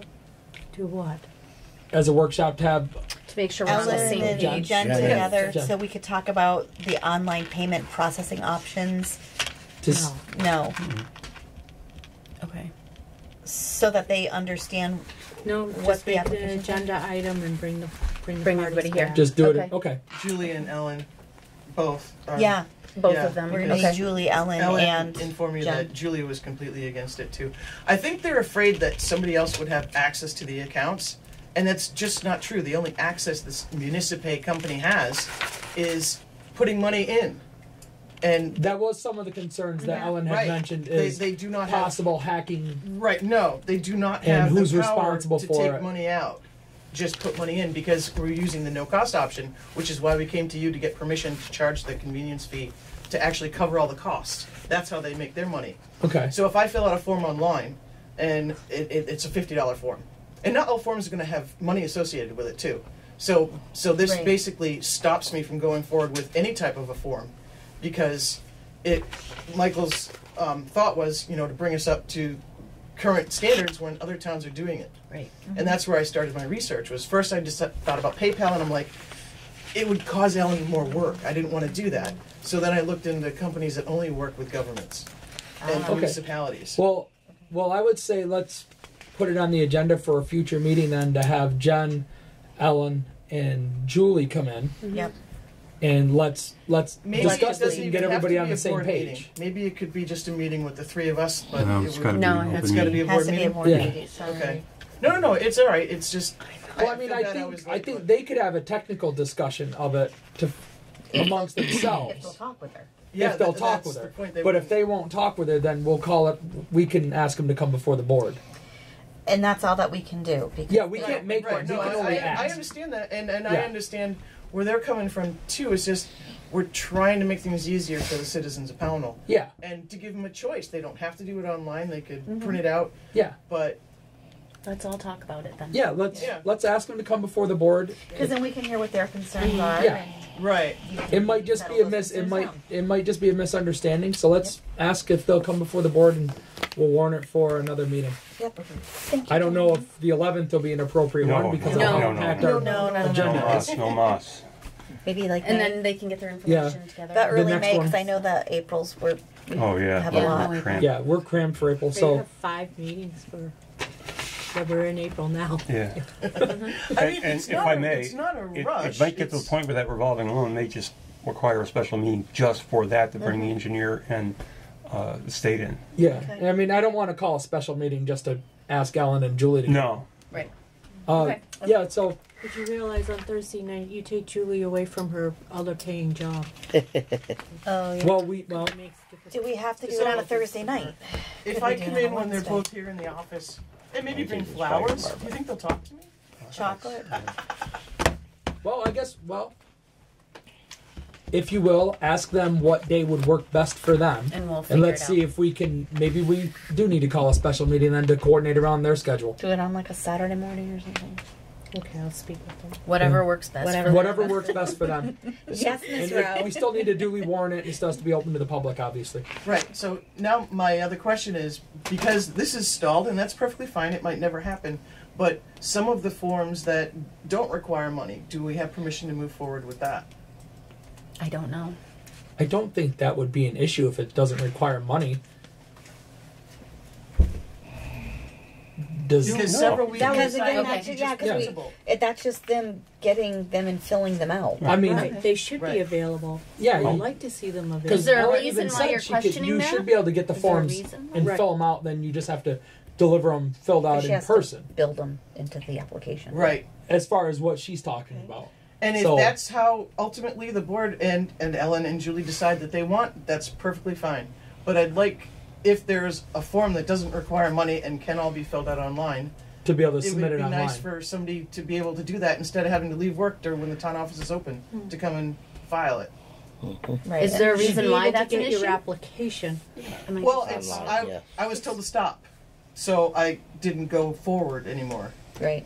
Okay. But I have several forms, but I actually need the original electronic format. I have scanned copies, and it's unacceptable for a Like printable not form. PDFs. So I can Right. just swing by and get them, or give you a list of the ones that I need. I don't think there would be an I issue don't with think we have forms. a lot of digital copies of anything. How do you edit Some them? of those forms. That's Did the you problem. say Yeah, it's create just them? a Word or, I mean, they were I'm created talking about the something. Word file, or Word or Excel. It depends on what forms you're referring to. If you're talking about town clerk documents, marriage licenses, Yep. etc. you don't have them? Yes, she has them, but they're not electronic. I don't believe all her forms are electronic. So they may need to be recreated from scratch. Yeah. Sure. Sounds like you might have to come in and It's You all right. really Talk should with them. come and Right. meet with But them you if really we can should be arrange able to that. edit your form, so having the original form. Yeah, correct. It's, Some of okay. them are quite old. Yeah. All right, no problem.